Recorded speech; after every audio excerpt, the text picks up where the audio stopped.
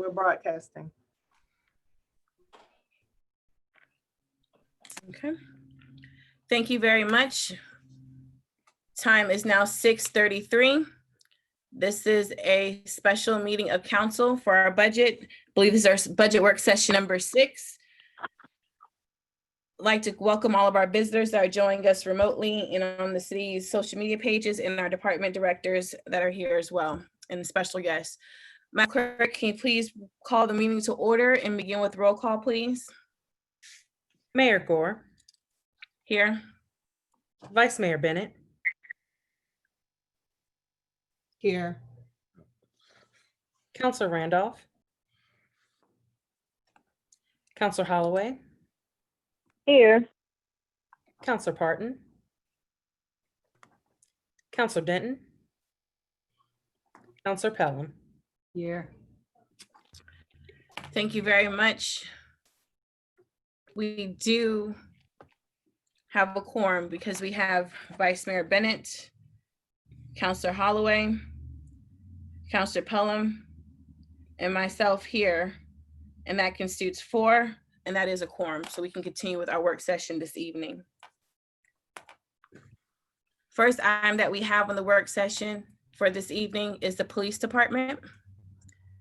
Mr. Altman, I will turn it over to you. And I saw that you sent the email out regarding Fund 41. Just let me know when you want me to pull that on the screen, okay? Yeah, that Fund 41 will go with water renewal, so that'll be at the very end. Okay. So tonight we have the police department. So we have the police chief, I believe deputy chief, and Ms. Parsons are on the call with us. We have our fire chief, Donnie Hunter, and I believe his admin, Ms. Altman. No, that goes back a little ways. And then I believe he also has Mr. Rupert with him, and then we also have Public Works, Mr. Watson, Ms. Robertson with him, and then water renewal and Mr. Byerly. And I'm not sure who all he has down there with him, but we have those 4 departments for you this evening. I'm gonna let you go ahead and turn it over to Chief Asfel and let him go through the highlights of the police department budget for y'all. And if you have questions, y'all, if you want to ask them during or however y'all want to handle the logistics of that, y'all can decide. But we're here tonight to present those 4 departments. We are working on the requests from the previous meetings, but I didn't want to get into those this evening, so we can just get at one of our work sessions to go through those questions that we've had that we're accumulating through the process. So with that, I'll turn it back over to you, Madam Mayor, if y'all want to talk about how you want to do questions, and then from there, Chief Asfel will go through their budget. Thank you very much. I do see a hand raised from Vice Mayor Bennett, so let me call on her first before I go over the layout for tonight's meeting. Vice Mayor Bennett. Hi, thank you. Yes. I just wanted to, when we were doing roll call, Counselor Parton and Counselor Denton both had family emergency and also a work emergency and work conflict. So I just wanted to let that be known. I think they were. Yes, that's thank you for sharing that, but also for a matter of protocol for the meetings, they're all supposed to notify the chair and the clerk about their absence. So I didn't want to pass on hearsay because no one reached out to me directly. So thank you for sharing that for the public. We'll just proceed with our meeting. And we'll proceed. Huh? I'm sorry, what'd you say? Mentioned to the clerk today. Right, and I shared per our protocol, I was supposed to let the chair and the clerk know. And so what I just stated was I didn't relay third-party information on behalf of them. So thank you for sharing that, since obviously they contacted you as well, but we'll move on with our meeting. So Mr. Altman, we left off as the layout for the meeting, correct? Yes, ma'am. All right, so we'll follow the same layout as we've been doing with the previous budget work sessions. We'll have the director or the point of contact provide information about their budget in sections, if their budget contains multiple sections, and then we'll open it up for questions after each section. I know that sounds complicated, but for the police, for example, they have admin, command, etc. So after each section, we'll break for questions. Also, if staff has been tracking our budget work sessions, they know there's the same constant questions that have come up from everyone. Mr. Altman is working on the report regarding miscellaneous service contracts and some of the other line items. So directors, if you have information regarding those, please share it in your opening remarks. If you do not have that information right now, because it's going to be in the later report that we're going to get, just share that as well so we know to steer clear from those sections in your budget. Also, some departments may have received questions from member of council throughout this process. If you have questions that were submitted to you, when you open up your remarks, please address those questions initially as well. Is that clear, Mr. Altman, for the directors? Sorry, I had to unmute myself. I hope so. And I would just go ahead and say if they wanted to touch on those items, the contracts and the miscellaneous, particularly if they have in miscellaneous real expenses there, as we discovered when we had this conversation with development, that Ms. Griffin and her miscellaneous has her grass and demo money. So if you have true miscellaneous expenses that are coming out of miscellaneous, then I think we need to make sure that we note that during the presentation. Okay, thank you very much. So we'll pass it over to the chief to begin his budget presentation. And right now we'll be talking about the initial questions you may have received and some of the high level funds like Mr. Altman just discussed, high level line items. And if not, you can just dive into the admin section of your budget, sir. Okay, well, thank you, Madam Mayor. Good to be here, Madam Vice Mayor and all the councilors who are present. Obviously, before COVID-19, we had a pretty expansive budget with some additional FTEs that were needed. Post COVID-19, we're pretty much giving you the same budget with no increases in the FTEs from previous year. And some of the increases that you are going to see are going to be really our service contracts, which are by contract. The first one, I believe, is listed in admin, ending in 503320. Well, let me go back. A couple of things that we have. We have things, line items that I know that other questions have been asked about: miscellaneous expenses, convention and conferences. Those headings are based on, from my understanding from Ms. Parson, and she can weigh in, that's what Munis has. So a lot of the things that we have in miscellaneous is because it doesn't fit anywhere else. If it's a lot of the stuff that we have in conferences are really educational, either for our command staff, because we have very new command staff member, or for officers. We have literally turned over the department in the last 3 years. We have a lot of people who have retired or left. I know since I've been here, I think we've hired 15 new people. So those are things that we utilize to continue to develop our people, so our officers are well trained and are ready to respond to the ever changing face of our community and the needs that are always ever changing. Chief, So- I'm Yes. sorry, Chief. I'm sorry to interrupt. Yes, The ma'am. mayor has dropped off the line. Mr. Altman, can you serve as the backup? Do you have your screen ready to share?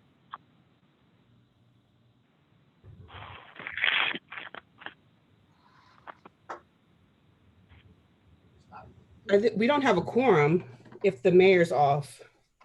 I know we're Can we suspend the meeting until she Yeah, comes? I would like to take a recess, Madam. Take a 5-minute recess until the mayor comes back on. okay. Thank you.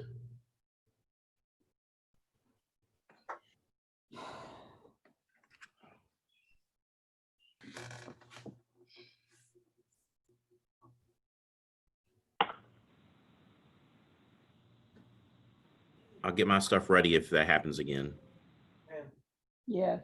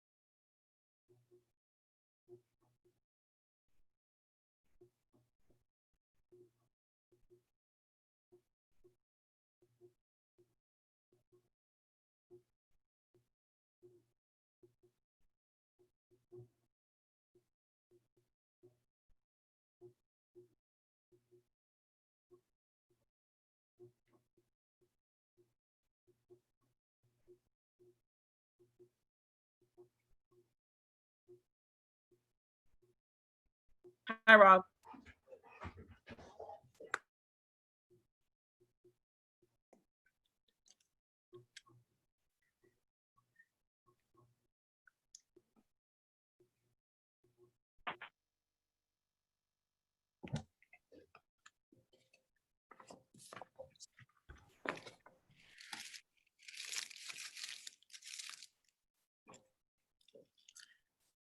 Hello, everyone. I'm sorry about that. I think the software for the Zoom was still open for my last meeting I just got out of, and I think the system got confused between which one I was in. So Chief, I apologize about that, and as well as council, you can resume with your presentation, sir. Okay, no, yeah, no problem. I understand technology. So I was talking about that we really have no increases in FTEs from previous years. Some of the big, and I'm not sure, Mary, if you were on for some of my explanation for some of the items, the way they're listed in the budget. I know in the previous questions that you've had of other directors about some of the conferences and conventions and miscellaneous expenses.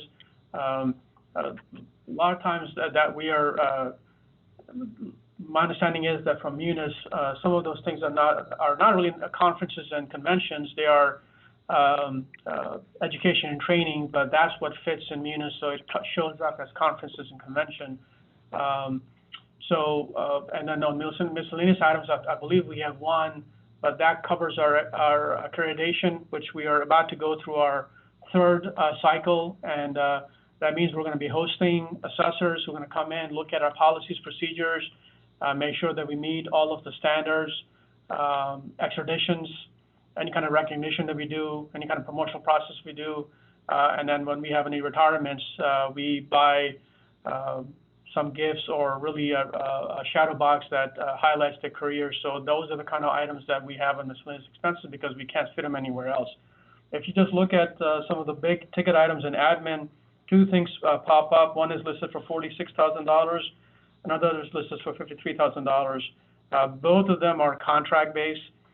One is a service contract. The actual amount of that is actually $54,000, and that covers things as our Crater contract, which is about $40,000 of that is from Crater, contract for shredding fees, Leads Online, which is a crime analysis software, Johnson Control, which is our surveillance system, and a couple more other crime analysis type of softwares that we use to understand what kind of things are occurring in our city and then to make sure that we deploy our resources correctly.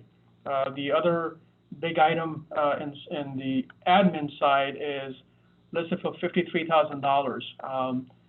Majority of that is really for our routers that we need in our cars, but almost $40,000.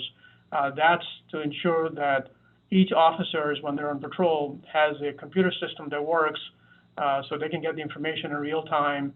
They can get case history, call history. They can find out what has occurred previously when they're responding to calls. So those are two big ticket items. I'll stop there to see if you have any questions on the admin side by itself. Thank you so much, Chief. I see Councilor Pelham has her hand raised. Yes, ma'am. Those reoccurring fees and shredder fees, especially, Mr. Altman, if that's something that everyone does separately, can y'all check to see if there could be a savings regarding everybody or using the same shredding company, or does everyone use a different company? I've seen shredding fees somewhere else as well. Is everyone doing that independently? I would think that we could do something to save costs with doing one shredding company to do everything for every part of the city. Just my suggestion. And go ahead. I was gonna say, I think we do use one shredding company, but the shredding costs are divided by the frequency that like PD may use it more frequently, or because of the type of documents that they have, they pay for theirs out of their budget. And then like we may share a shredding cost up here because of admin. Everybody has communal. So the cost is probably broken down by department that utilize it, but I do believe we have one shredding company. Okay. And it seems to me that the routers for the cars is a different line item than phone fax for everybody else. So is it possible that that could be a different line item added to Munis? And so that it wouldn't be such a misnomer when you're looking at $53,000 for phone and fax, because that's not explicit as it is with the other part of the budget is always phone, fax, we believe belongs to the office space, and this extends beyond the office. Or unless you consider I guess the police patrol cars an office, but it's kind of a misnomer to me. We can look to see if we can add a line item like that. Okay. I think that's all I have for this section. Okay, any other questions on the admin side, Madam Mayor?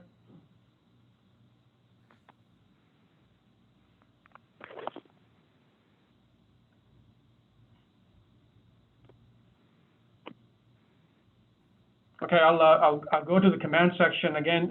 No additional FTEs. Some of the items that I think the biggest item outside of personnel costs is, I believe, a $15,000 cost, and it says management consulting services, but those are really for our psychological and medicals that we do on our newer officers coming in, or if somebody, we also have a policy where officers can go on their own to see our psychologist, especially if the stresses of the jobs are such that they need to see it. We, I believe, have divided the cost into two different areas. This is primarily for newer officers, and Kim can correct me, and I think we have another line that might be in patrol that has the same service being provided, but that might be for patrol. Is that correct, Kim?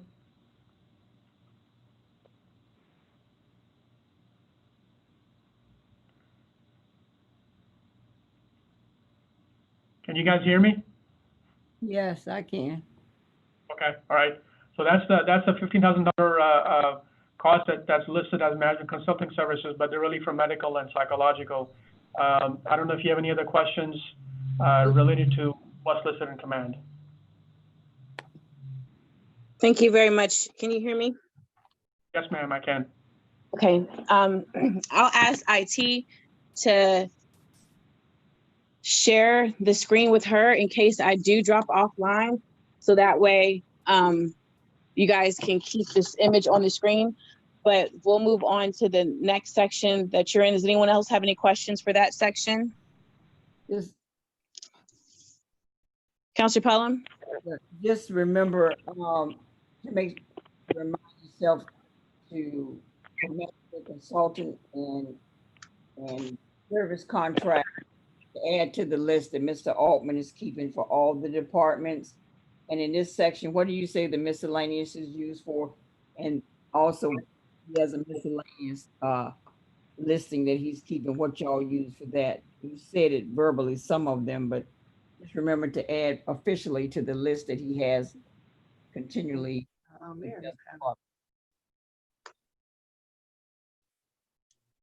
Hello?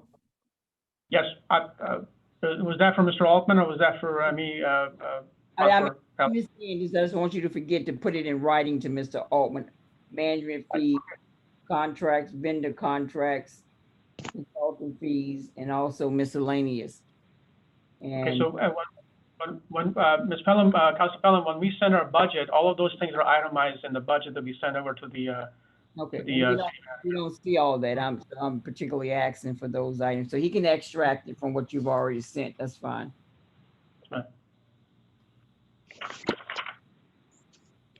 okay, the next item listed on my sheet is patrol. And I'm just looking at the patrol. Again, no additional FTEs. Ms. Parson, are you online? Can you hear me?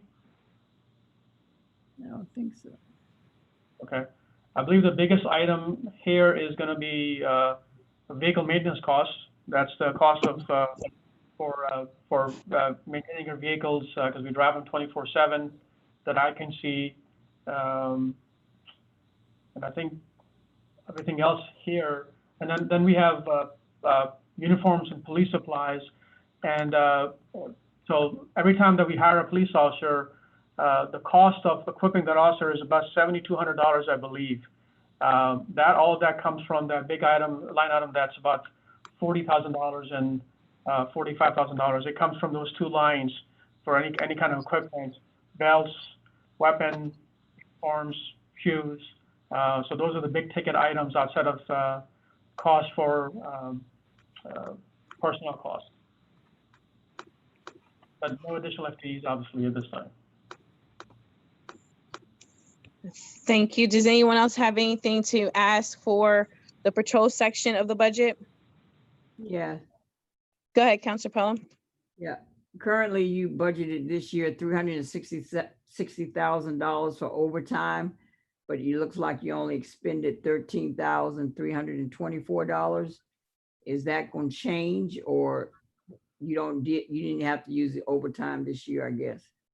No, ma'am, that's not correct. I think we're close to using the amount, so I'm not sure what number you're looking at.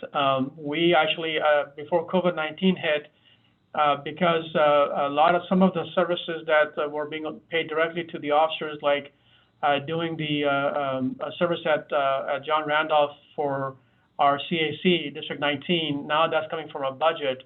So even though we get money for it, that money doesn't come back to us. So that does come from our budget. I think we are close to using that money. So I'm not sure what number you're looking at. So what I would say is there's an overtime line that we're talking about that shows the 360,000 with 13, but there's multiple lines underneath that are shift differential, shift to OT, one OT, 2 OT, 3 OT, court OT, contract OT. All of those numbers would add up towards that 360. Yeah, but it's still a lot less than what they program is what I'm saying. Okay, so that money, so next year you anticipating, and it's $300,000 would not, are you looking at that wherein you would replace that by a full-time employee versus continually paying overtime, or is it always going to be overtime? There's always going to be overtime involved in our line of work, because when a call comes up late, we don't tell our officers to go home. They have to handle that call. Arrest happens, court as part of life. So that occurs. At times we have shortages because people call in sick. We have to bring people in that we might already be at minimum staffing, but then somebody gets sick. So you have to account for all of those things, and any kind of overtime detail that we have.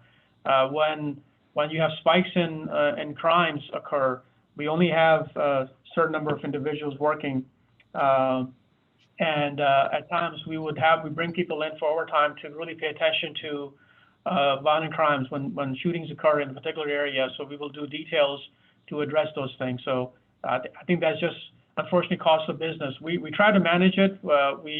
Our goal always is on a bi-weekly basis we monitor overtime, and we look at the percentage. We see what pay period we're in, and we make sure we try to make sure that we are below whatever we are. If you're halfway through the year, we want to make sure that we're not above 50% of money spent in that line item as an overall total of that number. And I think during my time and before my time, we have done a pretty good job of trying to maintain, to make sure that we don't go over budget. And if we were, like, it looked like we might be going over budget. So I know I talked to Mr. Altman as potentially to look for some of the money that's refurbished back to the city, to get that money to pay for additional overtime as details increase. So when officers work for schools, that money also comes from the same line item because they're getting paid overtime to work those details. Aren't they? Counselor Pelham, are you done with the questions on this section?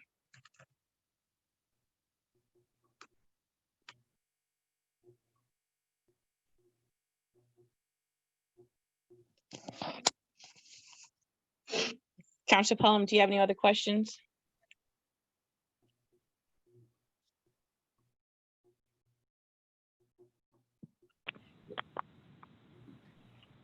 I see that we have Counselor Randolph that joined us. Counselor Randolph, are you present? Yep. Can you hear me now? Yes, I can hear you now. Madam Clerk, can you please record when Ms. Randolph entered the meeting? I don't know if she came before. I noticed her name, but it's 7 o'clock now. Yes, ma'am. 6:55. 6:55 when I came on. 6:55. Okay, thank you, Counselor Yes, Randolph. ma'am. All right, thank you. Does anyone else have any questions in this section before we move on? My response to him was the overtime from the schools is always reimbursed, correct? It is reimbursed, but it doesn't come back to PD. It goes to a general fund. So I spend money. It doesn't necessarily come back to me. It goes back to the city. It's interesting. Okay, thank you. And just to clarify, even the overtime that we do for District 19, it comes from the budget, but the reimbursement for that doesn't come back to police budget. It goes back to city's budget. And if there's a need, then I would go to the city manager to ask for that and give my reason as to why I would want additional money and go from there. Then I assume that he would come to you, or maybe city manager can answer that question. But I haven't had to do that as of yet. We came close, but we're good for this year.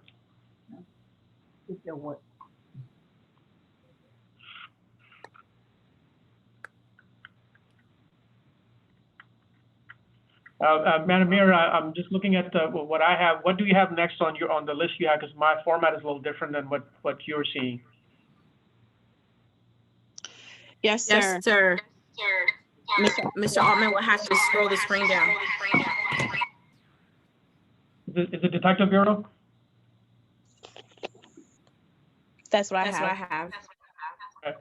I'm just looking at, again, no additional FTEs on Detective Bureau. If you have any questions, I don't see any big line items. There are only 5-person team on one side and another 6-person team on the other side. There's some buy money that we have listed for $5,000. That's for narcotics work that we do. We're fortunate that we actually have great partnership with the federal partners and states. So a lot of times they help us out with some of the investigations we do. The other thing is I think there's a service contract for $10,000 listed here, and I'm trying to find it on my screen.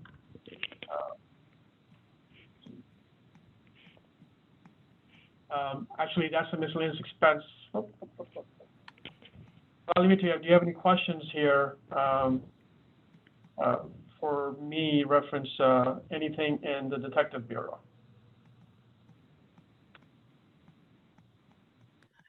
Right now, I don't see any hands raised. Does anyone have any questions that's joining us with the software? If not, anyone just joining us dial in on the council, do you have any questions? No, Madam Mayor. Thank you very much, Councilor Holloway. All right, Chief, you can move on to the next section, please. Okay, and I believe Property. I have it on my records. Yes, ma'am. Property. And I think there's a big contract there for $110,000. No? No. Is that 107. Chief, property has got the $10,000 amount. That's the 49, start at 49. Chart 49, okay. Got you, guys. Thank you. Thank you, Ms. Parson.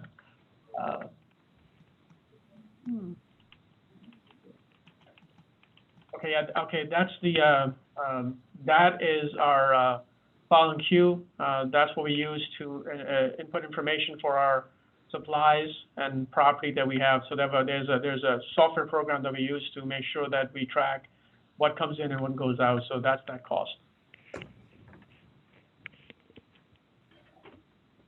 And Ms. Parson, is the service contract that's listed at 50, is that under property or is that under communication?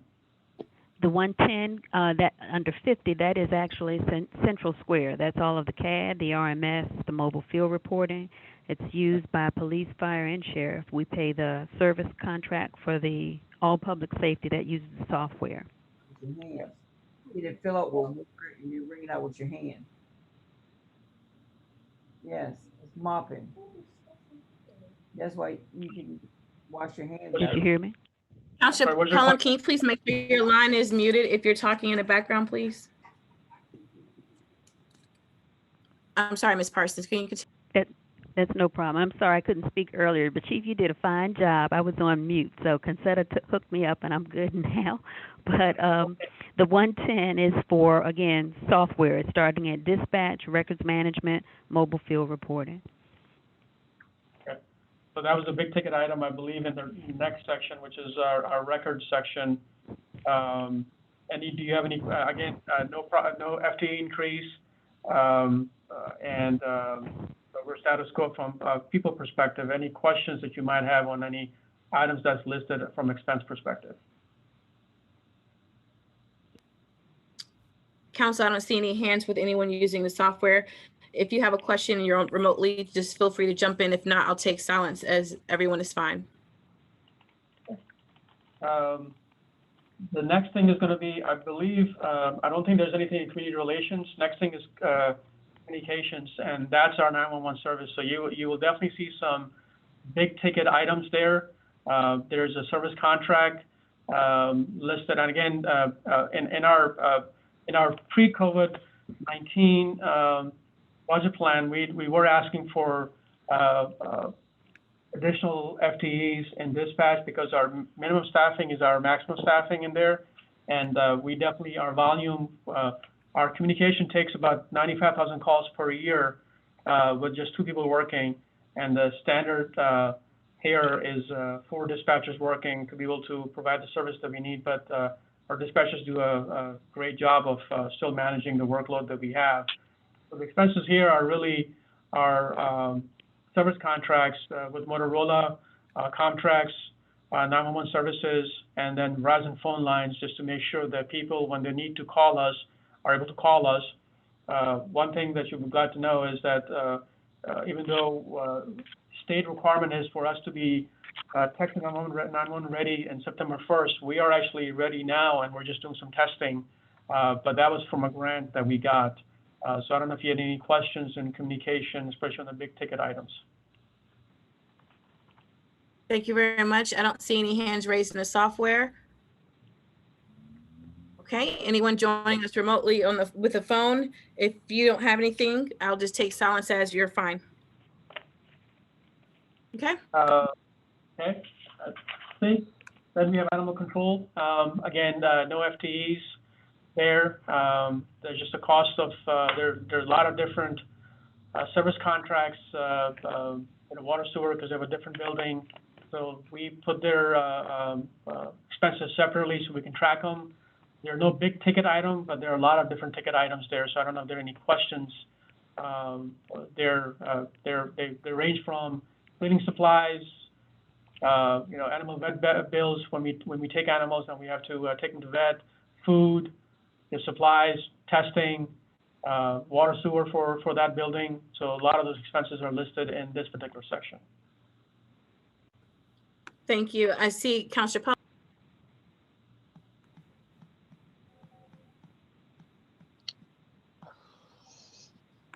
And Councilor Pelham, you just gotta unmute your line.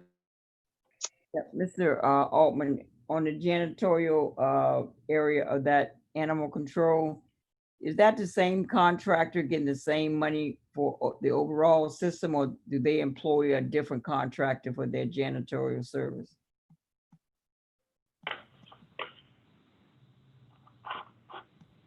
For at animal control? Yeah, I mean, all the ones that have janitorial supply, I mean, I guess it's a supplies, not a contract, but they have janitorial supplies, so they don't get the janitorial service that you have in the building, correct? So the chief can correct me if I'm wrong, but down at the animal shelter, they do all the cleaning, and they buy janitorial supplies to clean the pens that we keep the animals in. Okay. Yeah, That's yes, correct. that is correct. Yeah, that is correct. They do that, and there are state requirements that we have to meet, and not meeting those requirements is a very, very hefty fine. So the animal control officers actually are the ones who do all that. We have 2 part-time positions, but we are never, even when we fill them, we don't hold them on very long. So the 3 officers, which are now down to 2 because one is leaving for another job, are the ones responsible. And our officers help out also to make sure that the animal shelter meets the state standard all the time, because it has to be cleaned 7 days a week. But they haven't Twice a expended day. that money this year thus far. Is that unusual? They haven't expended any of that money so far. Ms. Parson, can you comment on that? We actually have, Well, let me make sure I'm on the right line. Well, Janitorial supplies are 2,500 that we've asked for. yes. The 6,000 is for vet bills, and yes, ma'am, we almost hit the mark. We've hit the full amount for this year for that $6,000 line. Okay, well, If you look at calendar year actual, yeah, it we've was, spent, I mean, well, it had 0 as of February, so I don't know, you must have spent something between February now, so. The report that Yes, we have has 0. And I think that was dated back in April the 27th, as of April 27th, it had 0 on it. for janitorial supplies. The only thing I can say to that is they must be stocked up on janitorial supplies. Matter of fact, I think they probably are, because they gave us some bleach at the start of the COVID outbreak in March. They had some supplies. So that would be why the janitorial supplies for animal control might be showing at a 0. So that's not to say that they won't need that money in the next fiscal year, because I would expect they're depleting their supply right now. So, Councilor Pelham, one of the things that occurs in our community, very generous community, is that people are very apt to donate supplies for our animal shelter, cleaning, food. So we use that. If we can save the money, we do save that, but we can't rely on that. So we always budget for it, and if we do that, that money goes back to the city when we as money saved from our budget. There are not big ticket items, but we definitely can rely on donations. And sometimes you get donations from some of the big businesses here. Again, we can't rely on that, but and animal services, different animal services work really well together, so they will share supplies that are donated to them. So we were able to make do. So that might be the reason that maybe sometimes we might not spend a particular money, but that just goes back to the city. Police department doesn't keep it. Thank you. I believe the next section is victim witness, but we actually made the transfer. That victim witness actually has gone back to the Commonwealth Attorney where it belongs. So that is all I have in sections, unless I'm missing something that you have, Madam Mayor. Can you tell me where they work out of, though? I'm sorry, ma'am. Where do they work out? Where is their office? Right behind the fire station. There's a animal shelter there. We actually have renovated that building. Victim witness. Victim witness has a office across the street in the Williams building. Okay. Oh, sorry.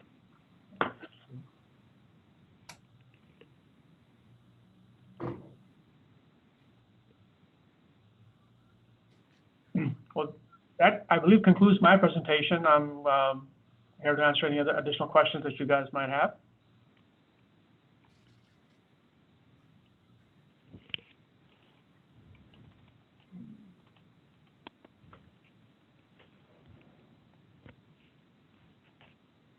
Okay, either Mr. City Manager or Vice Mayor has to go ahead and continue with the meeting. Okay, well, if the mayor's off, we've got to pause. No, we have 4. No, we have 4. Okay, that's right. Ms. Randolph joined us. Sorry. So the Hello.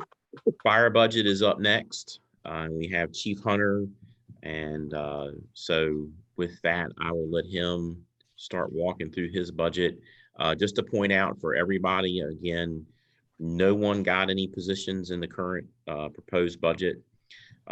Police and fire had significant asks as far as personnel, but with COVID, we weren't able to do anything for FTE wise for the upcoming year.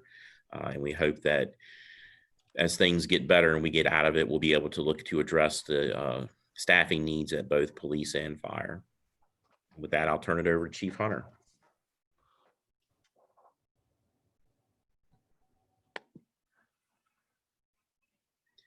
Chief is muted. Could we unmute him?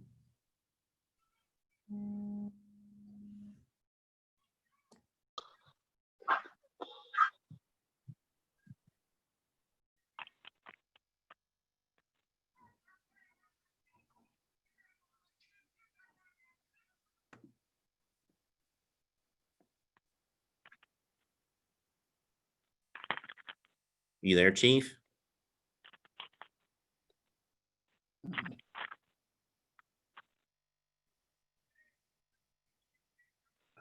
I don't have that control.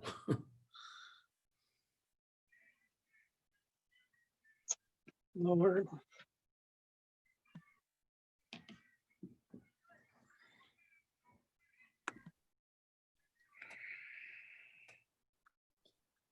All right, let me correct the technical difficulty.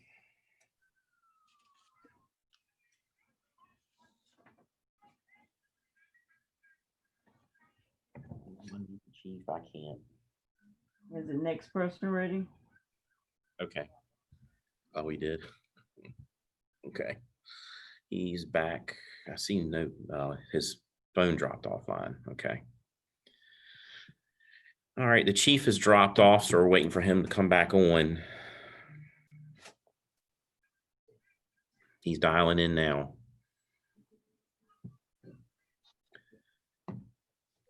Would we like to have a conversation about technology? Maybe we should all we'll put some chairs and seats out in the parking lot and we can all sit in a circle. All right, can you hear me now? Yes, sir.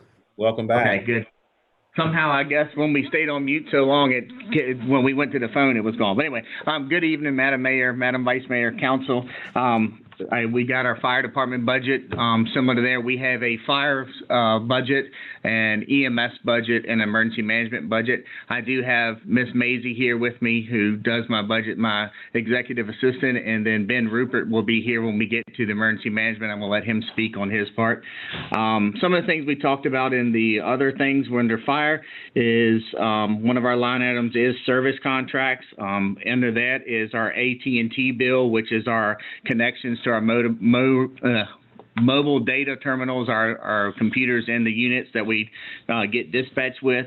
We have Comcast, Rico copier, but the two big expenses we have under service contracts are our John Randolph Hospital pre-employment physicals and then our yearly fire department physicals that we do. So that takes up the mother load of our service contracts. Under office supplies, they are mostly office supplies, bills to Staples and to Amazon. Things like letterhead, envelopes, and ink also come out of the office supply line item. Under janitorial supply, I know that question came up. The fire department has never been on a contract with anyone. The fire department has always cleaned our building because it's our house. We live here 24 hours a day, so we clean the building every morning, from mopping the floors to wiping the counters to everything, just like you do at home, because we live here 24 hours a day.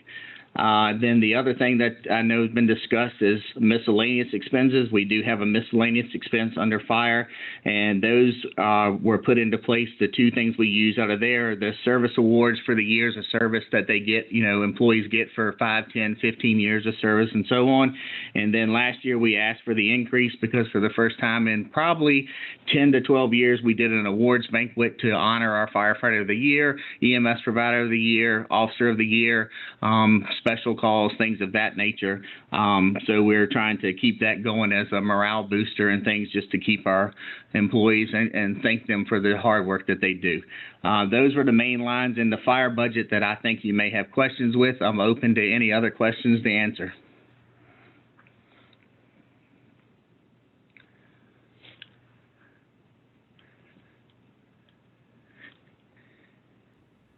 Vice Mayor Bennett, you have to direct the meeting. The mayor is not online. See, Mrs. Randolph has her hand up. Thanks. I would not want to see that miscellaneous amount go if it's for awards. Of course, as we've talked in previous amounts, we are looking to do away with as much miscellaneous as we can.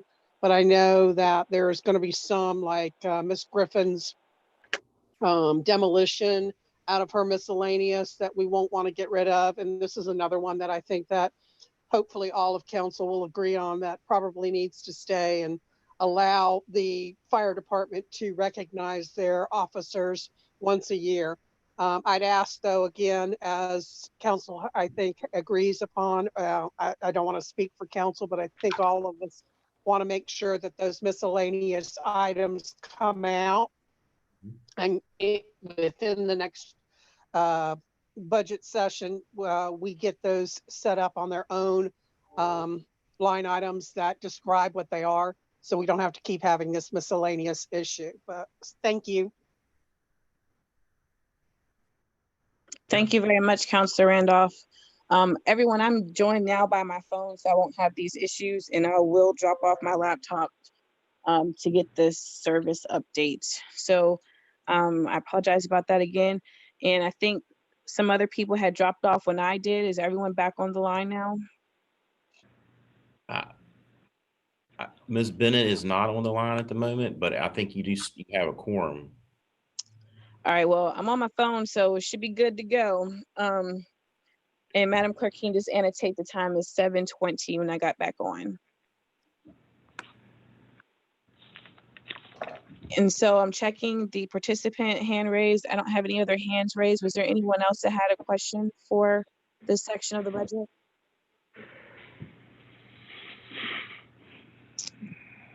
Okay, Chief, you can continue, please. Okay, second one that we have is our EMS budget line item. The big thing we had in here was service contracts also. The two big things we have in there are Image Trend, which is our fire EMS reporting system that goes to the state and to the billing, or it's called Image Trend and Billing Trend. It's two sections of it. And then we have what's called a ZOL assistant. I can't remember the exact terminology, but basically what that does, it allows our EMS billing person to find information when we have, if somebody puts in a wrong birth date or a wrong social security number by one number, she's able to search the other information and get the correct information so we can get the bill to the insurance company or the person to help us with the purpose of doing better collection with EMS recovery. If you have any other questions on those line items, I don't think there's anything else that y'all have been questioning unless you have one for those. Thank you very much. Does anyone have any questions on this section? I would just ask if the chief would point out the success that they're having in revenue recovery for EMS since council approved the full-time position. Yes, I'm very proud to say, and that we have been collecting somewhere between $500,000 and $600,000 a year on EMS recovery, which is, I think the percentage is somewhere in the upper 60-70% of the collection rate, which with all with insurance, denying things and stuff is a huge collection rate.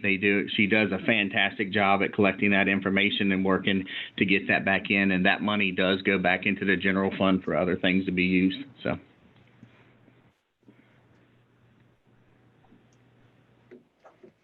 Thank you very much. Mr. Altman.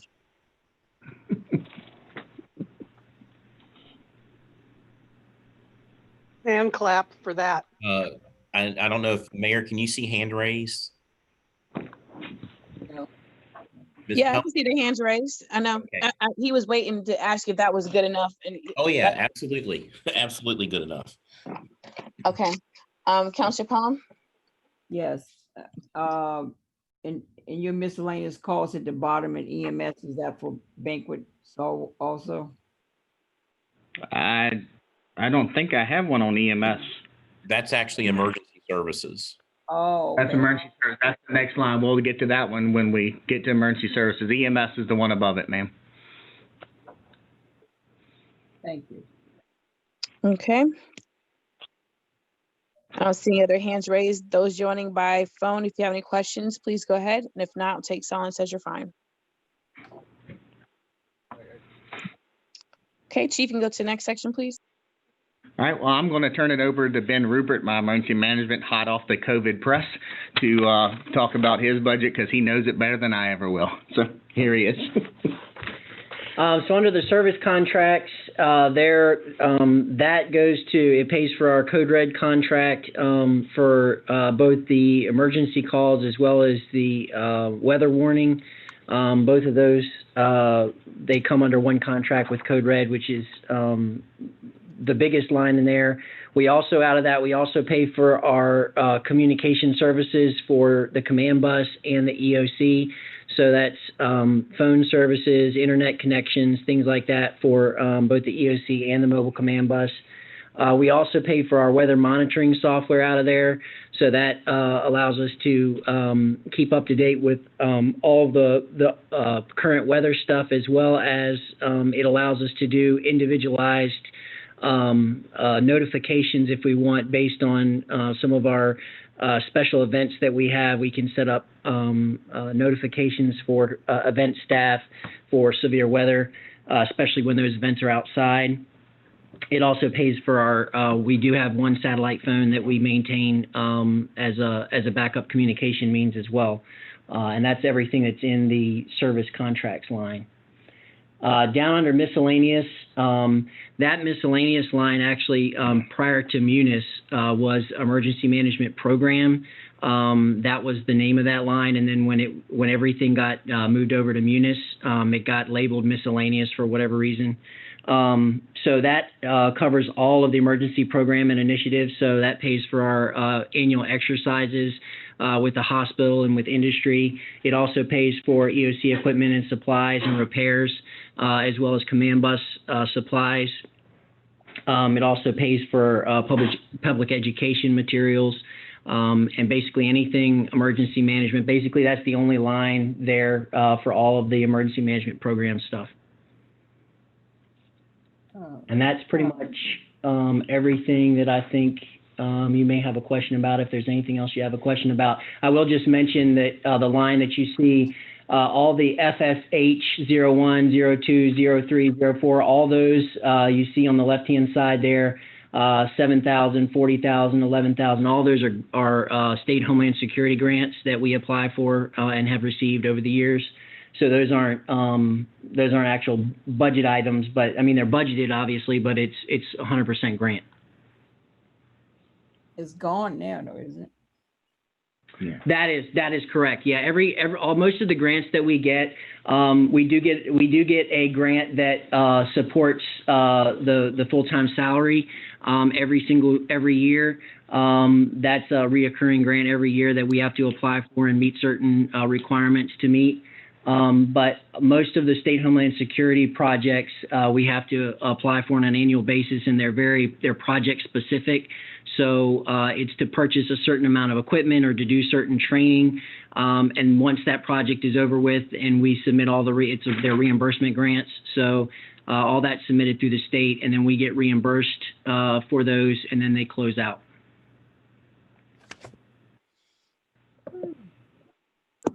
Thank you very much. Does anyone have any questions on this section? For those joining us remotely with the phone. Okay, the next section of the budget, please.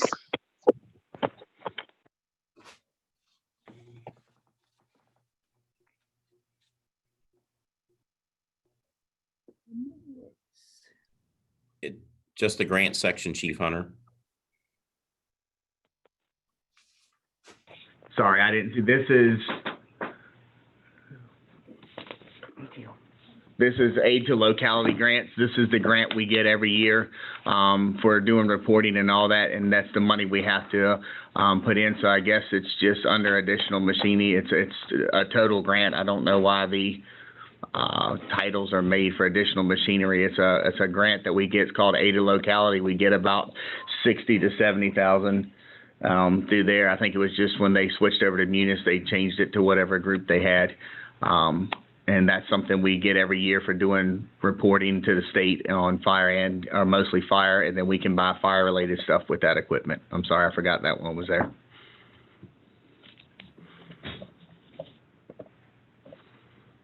Councilor Cullen? Yeah, but according to what we have, it's not budgeted this year. Or do you have, if this was budgeted? Well, we have to, yeah, it's a rollover account. So what we do is we get it every year as long as we meet the year before criteria to, show where we're spending the funding, or if we don't spend it all, we have to show them what our plans are to spend the funding, and they approve it, and then we will get a funding that'll come in to this line item, like I said, somewhere usually between 60 and 70,000, depending on what the state share and how it's split up. So this rollover should be, why is it not, Mr. March, printed? Well, it's not necessarily rollover. They get a grant each year. So Can it be budgeted for current budget? The number should be there to 66,000 or whatever it is. You can't just make it. It's not guaranteed, is it? You just say you get it every year. Is it guaranteed, March? You get it every year. So they get a grant every year, and Chief or Mr. Rupert can correct me if I'm wrong. They get a grant. I don't know if they get the same amount every year, but what happens is with this one, when the money comes in, it comes in on the revenue side, and then we put it in the grant fund in here to allocate it. So we don't count on the grant we don't budget the grant coming in every year, but when the money comes in, then you take it and move it over into the expenditure side once you account for it and receive it. It's in our revenue report. It would be one of the items coming in on the revenue side. Yes, ma'am. Okay. You can let me know by email what, I'll try to find it tomorrow. We have a page where we put all the grant information for every department, or it's always going to be itemized by department. On the revenue side, I think there's if I remember correctly, there's a grant section and it's broken down, but I don't think we itemize grants by each department.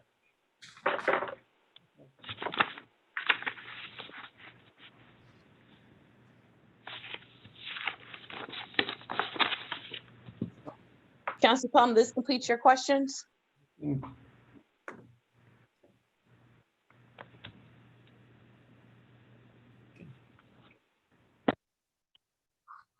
Okay, we'll move on, please. Next up is Public Works. And Mr. Watson is with us this evening. Ms. Robinson also, and I believe Mr. Badiata is still with us. So with that, I will turn it over to Mr. Watson to walk through their portion of the budget. Probably go ahead. Okay, thank you. Good evening. For Public Works, as director, I supervise 4 divisions. That is our facilities and concrete group. And many of you know that that's under the supervision of Brian Beasley. Then I have streets and right of way. That's Randy Hicks. Stormwater would be Joe Badiata. And then fleet management, that'd be Bruce Young. So those are my 4 divisions that get their own funding as a unit or a fund number, I guess. And so I guess the other question that was asked is miscellaneous charges. I could find 2 miscellaneous charges to discuss. At the cemetery, we have a miscellaneous charge of roughly $6,000. That money is used for Realignment of graves. If there's a grave that needs to be moved over, we hire someone to do that to make room for another one. Marker corrections. If you've been out there lately, there are markers that are settling that are unlevel. We hire people, a professional to come in and level the markers. And then the third is the cost of utilities for our house that we keep our grounds crew in, and we also store a lot of public works material in. Then the second miscellaneous, which is the big one, is we have about $63,000 earmarked for doing stormwater treatment and control at the convenience center. It's a project we were hoping to get to this year. Guess got off track with the COVID work, but and we're also doing some work around our wash area, getting that water diverted into sanitary sewer. Needed to know where that was going to go, but I'm asking to roll that money over to next year so I can do the project. We really need to do something to control the stormwater around our convenience center. So that 63,000, I would recommend that it stay in the budget, and that funding is coming from the Refuse Enterprise Fund. So those are my two miscellaneous. Anybody have any questions on that before I go on? Let me check to see if there's participant hands raised. And I see Councilor Ramp has her hand raised. And before we call on people, just a reminder, please use the staff's titles or Mr. or Miss when you're speaking to them, Okay. please, to follow council's rules. I got it. No, that wasn't for you. Oh, Thank you. Councilor Randolph. Yes, I wanted to make sure that the project that you were referring to, Mr. Watson, was budgeted at 63,000. That's how Yes. much you have in miscellaneous for it, and that's what it was budgeted for. that's what we believe we can do the project for. Yes, ma'am. Okay, thank you. I don't see that. That's it. I'm done. Thank you, Councilor Pelham. And I don't see that in here. It's under the cemetery, under refuge. It's not under operating or VDOT. Okay. Yeah. All right, thank you. Okay. Well, I was asked to jump to miscellaneous. That's why I did it. It's a little out of order. And then I guess another very small one is in stormwater. They have a miscellaneous line account that they charge their employee assistance program fee to. That I think it amounts to about $100 a year, but that's where that charge is put on stormwater, just to be full transparency here. Another area where I'm supposed to discuss is our consultants. We have one consultant that we work with each year. It's Golder Associates. They oversee our landfill. We have a closed landfill, but we still do water testing, air monitoring, and landfill on a regular basis. That's IND requirements that will be going on for another 10 or 20 years until DUs satisfy that landfill is completely processed and not a threat to the environment.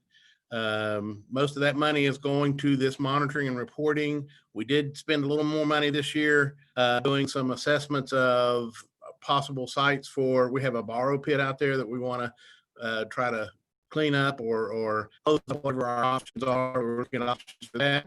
And the second thing is we wanted to see heading of land that that we might be able to use for storing, stockpiling dirt. It's clean material. We just want to be able to do that in a legal way. And I guess the third thing is I'm trying to eliminate some of our monitoring wells. We have 7 that we monitor, and talked with DEQ, and they will entertain us closing those. And they've been proven to have no reporting measurable contaminants. And so they entertain closing that. I have to do a full report on that. And so I'm having to pay our consultants to do the investigation and report on that. So it's bumped my costs up in that area, but it's going to average around 60,000 a year for them to do the monitoring for us. That is my consultant fee. Any questions? Right now, Mr. Watson, I don't see any hands raised for this section. Anyone join us by phone? What section he just go? I can't follow. What do you? He was doing his service fees or service consultant line Yes, items with throughout his budget, because he was asked to talk about those up front like the other directors. So I think right now he's in the sewer section. It's in the refuse section. I'm sorry, in the refuse section, talking about his consultant fees. So if we can scroll to that section so Councilor Plum can see what he's talking about, and then check if she has any questions. Okay, never mind. Keep going. Okay, great. So now I'm going to back up and look at my biggest budget, which is my VDOT budget. And, you know, we were asked to look at our conference money and our lodging fees. There are 2 or 3 places that roughly $2,000 are allocated throughout the budget. That's because different functions take advantage of this. I personally go to a conference about every other year to get my CEUs for my license, and also get an opportunity to go to the trade show and see what new equipment's out there, what new products are coming out. And we have actually bought into some new products I've found at these shows and been very happy with. So I would ask that we be allowed to continue that. And then I also have several of our staff have been going to Munis training on location where they've had a national conference. And I don't know if you know this, but our garage is working very hard at transferring their data from, what is it? Not iWorks, it's the other one. Is it iWorks? Faster. Faster is our software we use for our fleet management, and we're trying to convert it over to iWorks. It's not been real user friendly in transferring our existing data to the new. And so they've been doing a lot of work in trying to be able to do that. And so that's where our consulting money has gone, or travel money, I'm sorry, conference money. Thank you, Okay. Mr. Watson. So to be clear, since you touched on the higher level things, are you doing travel for all the sections now? Are you talking about VDOT Yeah, specifically? that's just an overview. I think we have 5,000 or 6,000 total in conference travel Okay. and attendance. And we can go Okay. through each one, but I was just hitting the highlights on those. Okay, so I want to make sure I'm tracking as well. Thank you so much. Any Sure. questions regarding Public Works overall travel budget? Counselor Pelham? Do I have my hand on? No, I don't.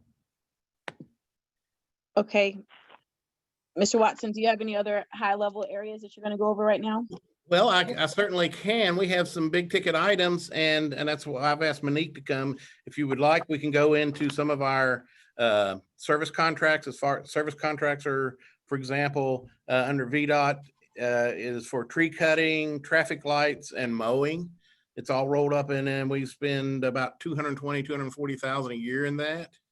So unless you have like the big overall categories, let's just go section by section now, Okay. so everybody Okay. can track it. And All we right. can start at the first section, which I think is your admin Yes, section. ma'am. Yes. Okay. And Most just of cover that's those other personnel. projects you're talking about when you get to that section, sir. Okay, I've hit the lodging. I think most of the others are fairly small. I don't, most of it's in personnel. Any questions on my budget in that area? Any questions on the admin section of the budget, Counselor Pelham? Now just say, if we can, if he's gonna make his service contract information and management consultant information along with the other report, I don't need to hear about it now. I'm not me personally, I can't speak for all the council, but I can bypass that if you would like. Sure. Okay, but is there any questions for the admin section of the budget? No. Okay. Does anyone else have any questions for the admin section of the budget? No, ma'am. All right, thank you very much. Mr. Watson, you can go down to the VDOT section, please. Yes, ma'am. As I said earlier, I guess I got ahead of where the page, service contracts on the VDOT page is current year, we're looking at about 242,000. That is primarily tree cutting, which we spend about 20 or 30,000 on a year, traffic lights and mowing, which is our big ticket item under that area. How much? And hold on, Counselor Pelham, 1 second. So does this cover your whole presentation for the VDOT section? And again, if you said you had Miss Robinson on the line. So Yes, when ma'am. you go to each section, if there is something high level that you want us to be aware of, feel free to still share that because we're going section by section. So Okay. with the VDOT section, is there anything in there that you want us to talk about in terms of your projects? Well, no, ma'am, this is just operating costs. I don't have projects. Okay, just want to make sure. All right, Counselor Pelham. Did you say your tree cutting is $240,000? No, ma'am. I said that's about 20 or 30 of the 240. It is more expensive than you would think. We do quite a bit of tree cutting, but it's also mowing and traffic lights. We have to pay for maintenance of our traffic lights. Okay, Those so come out of those areas. 20,000 in tree cutting. That's a quick number off the top of my head when I looked at the list of the big items. Thank you. And asphalt, is that the money that we pay as a city, not what we get matched with other people or? That's right. That's the money that Public Works uses for patching and fixing small areas. Sometimes we'll transfer money over to engineering so they can use it on an asphalt project. It's We have some discretion in where this goes. And so we try to work closely with engineering and use it as best we can, maximize our dollars, but it's primarily pothole fixing and patching. And is it possible, Mr. Altman, that whenever there's asphalt money that we, instead of putting that back in the general fund, that could be automatically moved over to the next year? Since we have so many lanes and feet of roads that always need to be patched. We could, a couple things. One, if you want to do that, if council wants to do that, we could do something similar to what you have and what we have in the budget ordinance now with regard to the fire vehicles, where the money they save in their budget goes into an account that goes towards purchase of new apparatus. Yeah. So if you wanted to do something like that, we could put a line in the budget ordinance that would say any remaining funds from the previous fiscal year in the asphalt line item of the public works budget would automatically be carried forward to the following fiscal year. We could put some language in there like that if council wanted to do that. The other way to do it would just be every June, as we get to the end of the year, come to council and request that those funds be carried over. I think we may, this is my opinion, now, but the other councilors can, Madam Mayor, can I be appropriate to make a motion that be done as a part of on an annual basis, or is this the time to do that?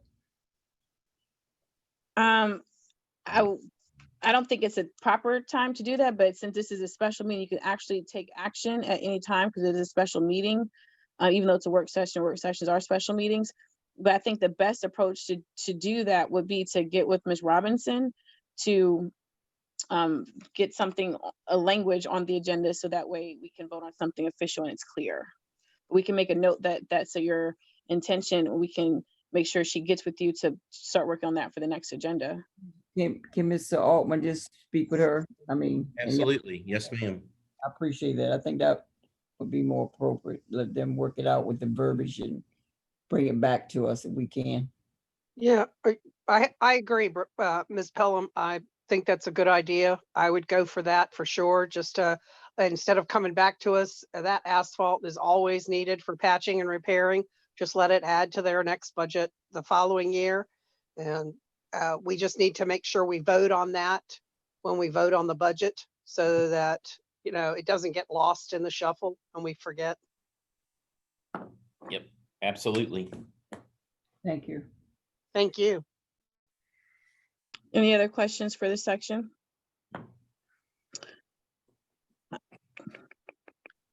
And we'll follow up with Ms. Robinson, because, and the only reason why I'm saying this is because the budget resolution or the budget ordinance is unique to that year's ordinance. If we're trying to make this be a standard practice, then that would be a separate action. So we need to talk to Ms. Robinson about the best approach to do that. It could be in this budget ordinance, but if you're trying to make that be a standard thing, I believe that would have to be something that's standalone, but we'll check with her to figure out the best approach to do that. Mr. Altman. Yeah. Okay, thank you. Yeah, I just don't want us to get, all I was thinking was that make sure we do it this year, and anything that has to be set up for separate for future years, but let's not forget about to do it this year in our budget. Right, and clear. And the we I meant is council, since it's our budget. So Ms. Robinson will be contacted to figure out the best approach. And Mr. Altman or Ms. Sandra can report back to council on that option. And we could talk about it at our next, or one of the work sessions, Mr. Altman, that we're planning to do the wraparound with all the outstanding requests from council. You think that would be a good time to do that? Yes. Okay. All right, so I'll write that down. Is there any other questions regarding this section of the budget, which is VDOT?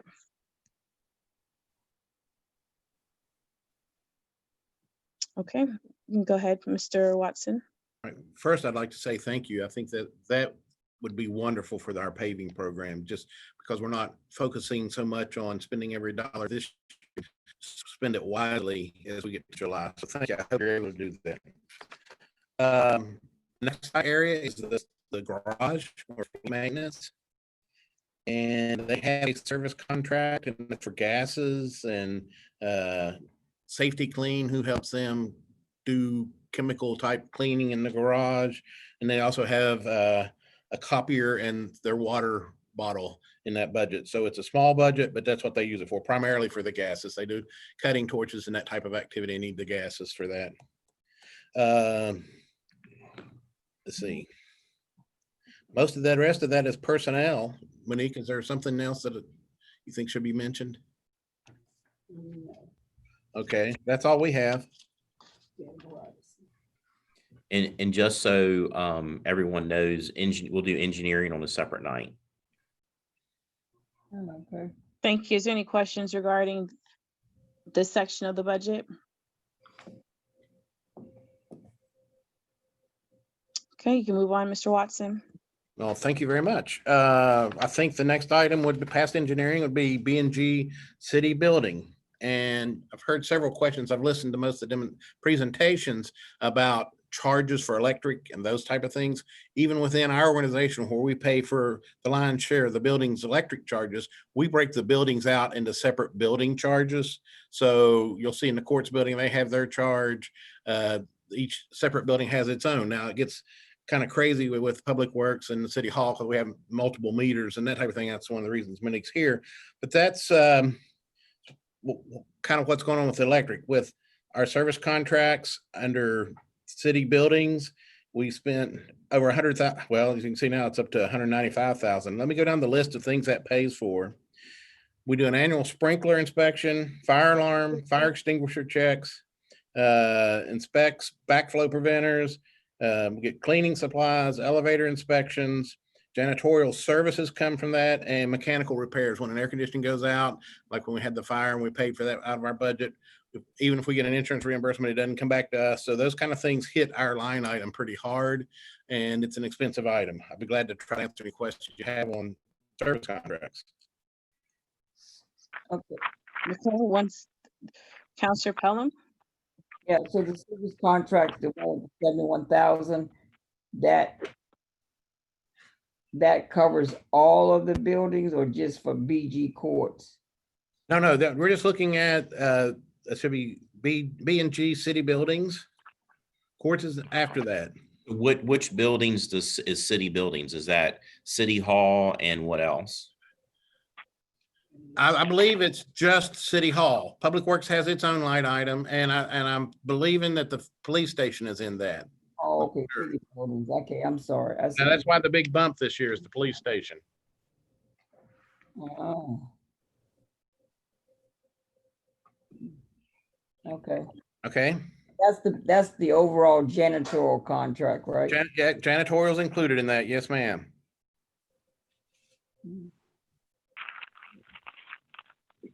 And then, of course, I have electric here too, and that's covers City Hall and the police station. Okay. Thank you. Okay. Anything else on that one? No, I don't see any other hands raised. You can continue, Mr. All right. Watson. Thank you. Let's get shorter. B&G Courts, we have one service contract, and that was for janitorial services and air conditioning repair. I think they had a major unit go out. I'm thinking it was between $12,000 and $15,000. That hit us pretty hard this year. So those are some of the expenses we pay for, but that's charged to that account, the B&G Courts line. Electrical services is the cost of electricity to the building. Okay, is there any questions with this portion of the budget? Councilor Randolph? Yes, ma'am. Thank you. Mr. Watson, Yes, ma'am. with the air conditioning units, what kind of depreciation do we put them under? I mean, a lifetime span? Well, the accountant does the depreciation. We ask for monies as they reach their maturity and try to get those replaced. Yeah, but does that meet your maturity date for actual wear and tear? Because I guess what I'm questioning is what do you have in your budget that allows you to compensate for the fixtures and furnaces and air conditioners and keep ahead of that so that you know, you're timing out the lifespan so you can budget for that somewhat. Ma'am, we get no money for aging equipment. It's as Okay.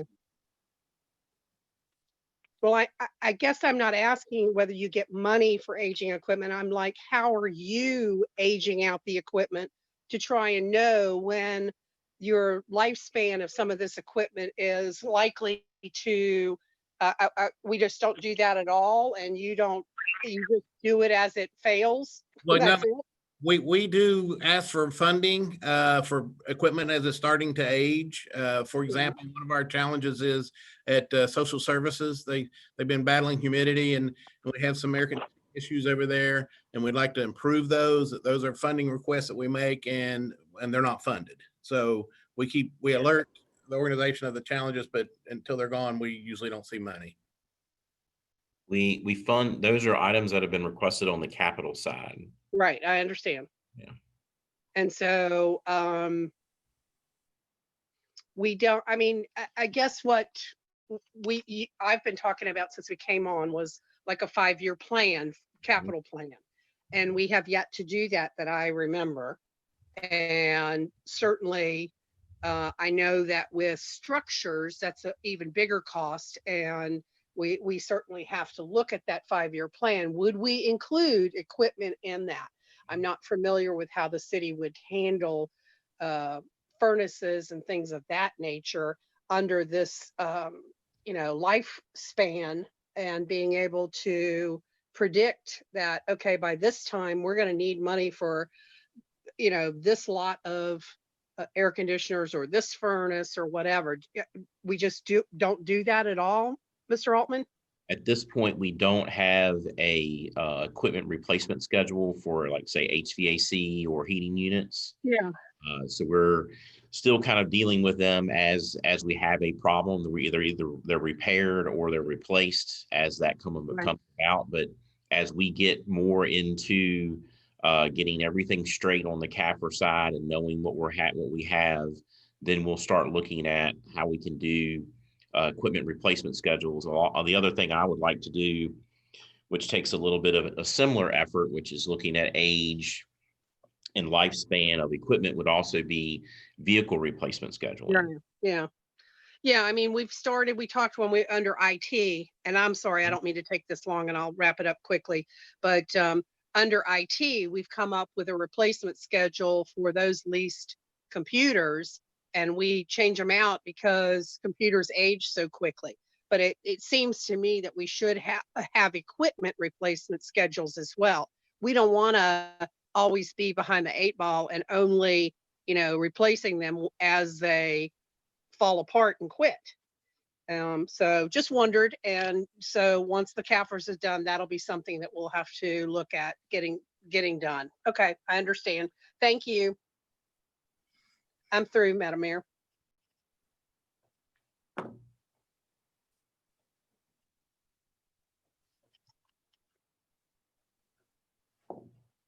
Thank you. I don't see any other hands raised at this moment. And those joining us by audio, do you have anything to share?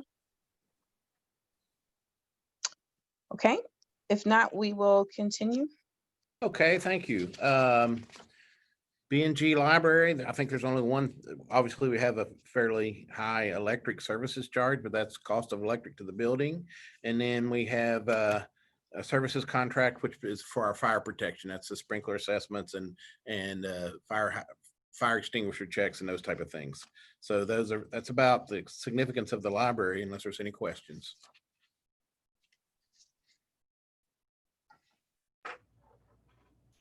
I see no hand raised. Anyone join us by audio? Okay, you can continue. Okay, thank you. The next one is our building, Public Works building. And as you can see, the electrical services are about $20,000 for this building. And then the rest are utilities. And I don't think there's anything remarkable to report on unless you have a question.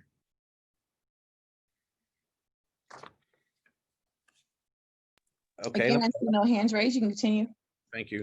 And then the last page is our B&G Social Services. We do help with some of the maintenance issues over there, and we have a small line item for fire protection at that one, just like we do at the library. The electrical services, we don't necessarily provide. Is this the old building? Okay, but okay. Monique just corrected me and said this is for the old building. But we do have some electrical charges, and I believe that is for outside lights, is it not, at the parking lot of social services? It's in that area. And that's the end of the VDOT presentation and Public Works. So now I think we're ready to turn the floor over to Joe to talk about stormwater unless somebody has a question. Could we do refuse first? That just got. Oh yeah, sorry, I forgot. It's all right. What page is that on? Refuse is 68.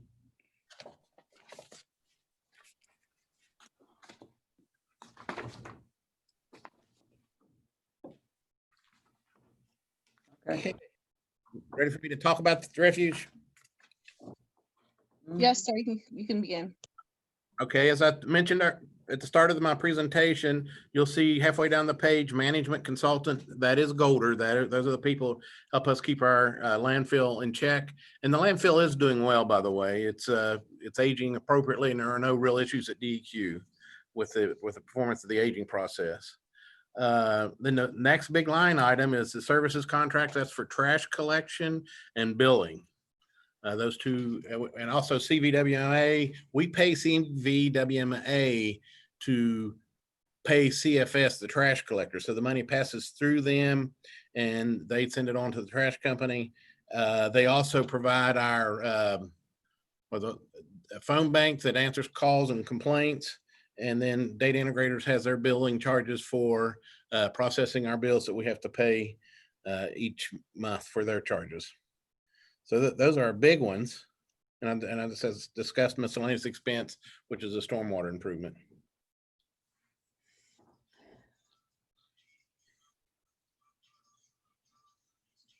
Councilor Pelham? Yeah, explain to me why we have to pay someone to pay someone else for a contract. I'm lost. You're talking about the trash contract? Yes, who do we pay to pay them? What do we pay them? No, do we pay? Ms. Pelham? Yes. We're a member of the Central Virginia Waste Management Authority, CVWMA, and Yes. they bid out the contract on behalf of all the members for trash collection. Okay. So we pay them and then they pay the vendor because they bid the contract out. Okay, and that's with six different cities and counties. I think it's 11. Yeah. 11. Okay. And so we get the power of, large negotiations through multiple parties being a part of the contract. So we get bulk discount, if you will. Mm. And also CVWMA is very active in monitoring capacity of landfills so that the region is being mindful about landfill capacity and where we're going to go next. And as an individual city, we would not have the resources to do that like they do. Okay. Thank you. All right, thank you. Any other questions right now? Okay, you can continue. All right, the next page is our convenience center. And as you see on that, we have a service contract in there. That's the cost of CFS hauling off our waste. And I believe it's the debris or the refuse or the branches. Monique, isn't that included as well? The grinder, is that not included in that price? Yes. Okay. So that's just the maintenance of the trash and debris that we handle out back of the Public Works Department. I'm dying. Any questions? Councilor Pelham, your hand is still raised. Do you have questions for this? No, sir. Okay, anyone else? Okay, can you continue, Mr. Watson? Okay, well, I think that's it for refuge. I can do cemetery real quick. It's not a big fund cost. You want to take a look at That's fine. that? Okay.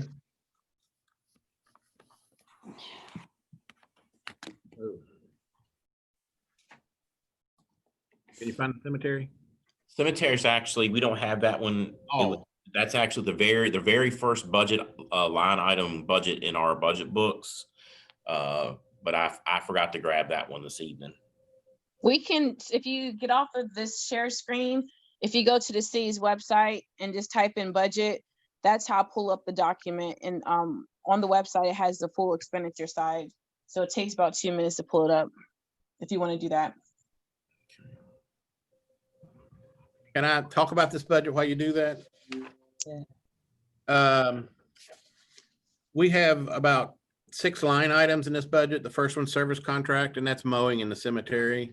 And our current year actuals is $31,000 for mowing. I think it's about $3,000 a mow. And when you factor in the cost of weed eating around each marker, that's a pretty good deal.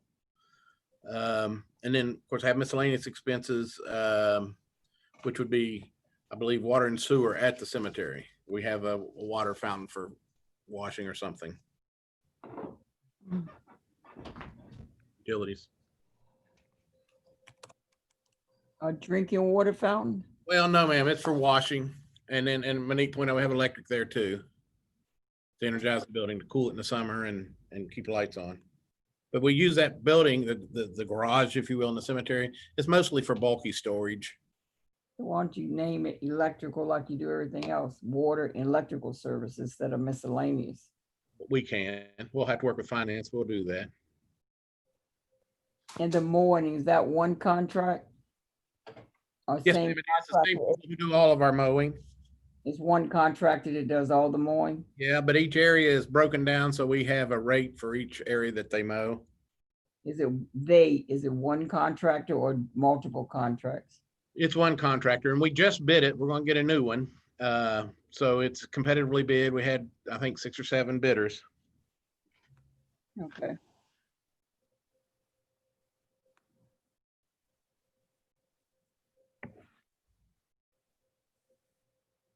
And that does complete my presentation, unless there's any questions. Joe would be next. See if Mr. Altman is trying to get down his screen, or does he want to move on to the other document?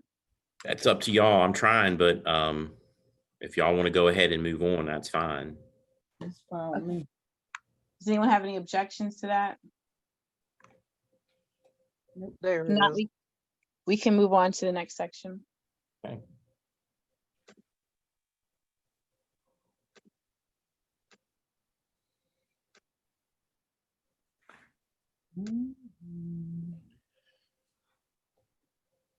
So we have the stormwater 1 budget here, which looks like it was at one point in time.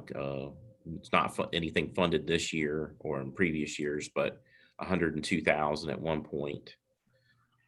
And then the stormwater continues with the actuals. Where it is. What are you talking about, Laura? So page 88 is what we're looking at. And Mr. Mariotta needs to unmute. Those don't, wastewater starts on 71.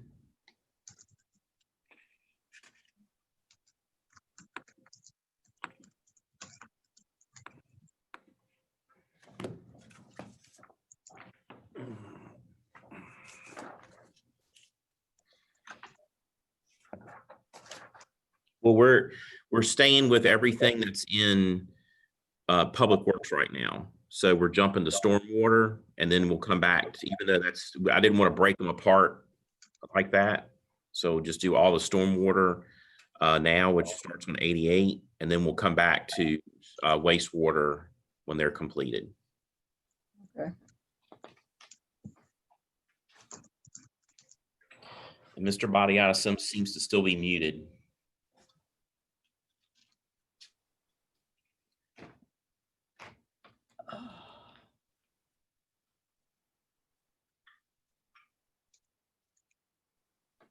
Why he's getting unmuted? Max, the question, Madam Mayor. Yep. What is a engineer / ARCH mean? Do you know, Ms. Altman? What which budget are you looking at? On page 88. 188 engineer. Oh, architect, engineer slash architect. Okay. So that would probably be like when I know Mr. Badiata is looks like he's unmuted, but it's probably when they've hired an engineering firm to provide some assistance with a stormwater design. Yeah, okay.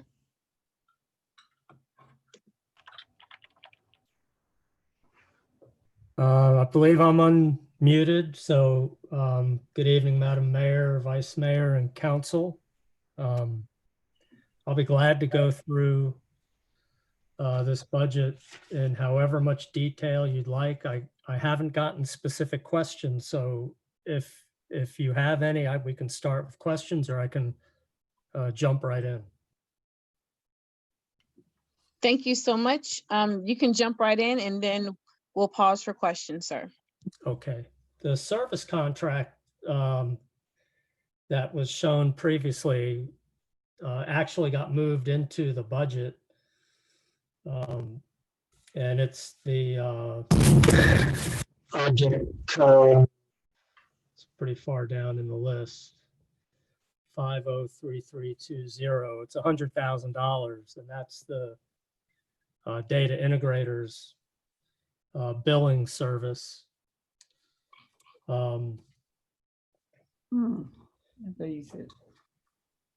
So I guess what I'll do is hit the highlights. We have money in equipment repair and vehicle maintenance that we've tried to average over the past years. And as we add equipment, recognizing that that number needs to go up, but we try to keep that at a minimum. And so far we've been pretty good at nailing that. We've kept all of our mileage and travel and lodging and all those things at a minimum. But we do have continuing education requirements on the program positions through the Virginia Department of Environmental Quality. So at the end of the year, we tend to see where we are on that and shuffle that money into stormwater maintenance or infrastructure repair projects. The dues are to keep us registered with VAMSA, and that's always a very valuable membership. So we're keeping that going. Maintenance supplies, again, we've averaged over prior years, and $8,000 is kind of the ballpark for replacement inlet grates, erosion control matting, grass seed. I mean, all the different things that we end up using. Mr. Badiata, can you pause for a moment, please? I have hands raised from Councilor Pelham and Councilor Randolph. Yes, ma'am. Okay. And that maintenance supply that you just mentioned, you had budgeted $14,000 for that this year, but you've only spent $4,000. How do you get up to $8,000 for next year? If you only use $4,000 out of the $14,000 you requested. It's when you look at the budget, you're looking at expenditures based on like a 3-year average. I'm saying if the 3 average is 4,000, why you go double it? Is there something coming up that you need to double it? No, ma'am. I'm not sure where the numbers are coming from, but I went back through prior years and looked at what we had spent and what we needed, and that number is what it came to. I'd have to dig back into those numbers to give you a more detailed answer. And the only reason I'm asking because the report we have, the 3 fiscal years before this had 0 accountability for maintenance supplies. Whether that's incorrect or not, but it said you spent nothing for 3 years, then you spent 4,000 this year, and you want to go up 8,000 next year. So I guess these numbers need to be updated too, of what you spent in the 3 years prior to that. But okay, that's okay. Just work on that for me. Okay. Use about data integrators contract, if that $100,000, because Mr. Watson just mentioned that he had monies put in for data integrators too. So what is the difference? One of y'all. Well, there's a annual fee that was established years ago with solid waste and sanitary. When stormwater came along 3.5 years ago, we were assigned $1 per bill. Wow. So it, the numbers don't look very good in terms of how the different. We pay them over $250,000 for billing. Yes, ma'am. Oh, Jesus. Okay. I mean so they charge an extra whole $1 just to add $4 on the bill for our citizens. Yes, ma'am. Wow.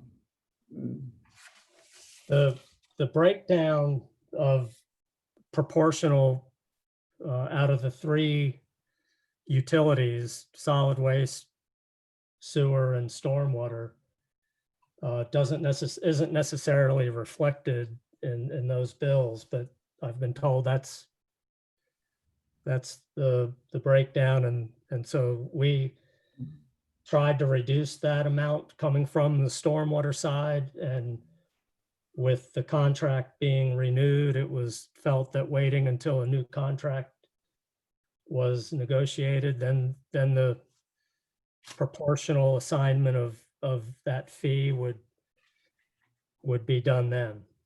Okay, but Mr. Altman, that's what we talked about today as well, right? You looking into bringing that billing process back out, because this is what you were talking about, right? Now I understand. Yeah, not only is the expense there, but the results and the issues and the customer service issues we have. So that's why when we look at what we need to quote unquote fix that problem, is we want to bring the billing piece in-house so we can provide better customer service and track it a lot better than what we have right now. Okay, thank you. Absolutely.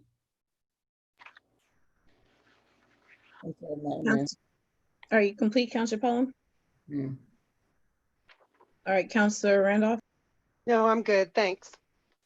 Okay, you can please continue. The next item of, I guess, importance, I had approached council previously about adding a vehicle, and the timing could not have been worse with the delay in getting a PO cut. We ran into a pandemic. And so we still need a vehicle, but we do not have it budgeted in next fiscal year because we thought we would have had purchased it already. So I'm not sure how we reconcile that. But at this point, we do not have that vehicle budgeted. Mr. Badiata? Yes, ma'am. I remember we had that conversation. The thought process was you would use the leftover grant funds to be able to do that. So are you saying that the leftover funds you thought you were going to get are no longer available, or the project didn't work out as anticipated to be able to have that money? No, what he's saying is he didn't get the PO cut in time, and then I said there were going to be I cut off all non-essential purchases because of COVID till the end of the year. So that money that he could have used to be able to do the truck that we talked about, that would he lose that grant? Because if I remember, it was from a grant project, and if I'm wrong, please correct me. But if it's from a grant project, will he lose that money? And if it's not from a grant project, then we just need to discuss how you want to move forward with that. Because I think there was the overall consensus from council that we wanted to support that effort so we can get the truck with I think it was like an arm, or so he could be able to go in and look at the blockage with the camera. That's correct. The grant money freed up other funds that were then allocated for the Mhm. truck. Oh, okay, yeah. So normally those funds would carry over. An enterprise fund typically would carry over. We've not necessarily had all those numbers available at the end of the year because of the CAFR. And so we've just made do with the budget we have in the following year and do a little bit of a shell game to try to meet our priorities. So the grant money is still there, and the projects that grant money was allocated for are still moving forward. But that vehicle we'll have to move some things around if we're gonna move the purchase of that vehicle into the next fiscal year. But in this instance, Mr. Altman, kind of like what the Commissioner of Revenue talked about with her 80-20 matchup, since the funds are available because they save money by the grant process, if council wanted to, couldn't we just allow them to either transfer that funding over to next year as opposed to going to the general fund, or just allow them to be able to make the purchase this year so we can maximize the fact that they save money?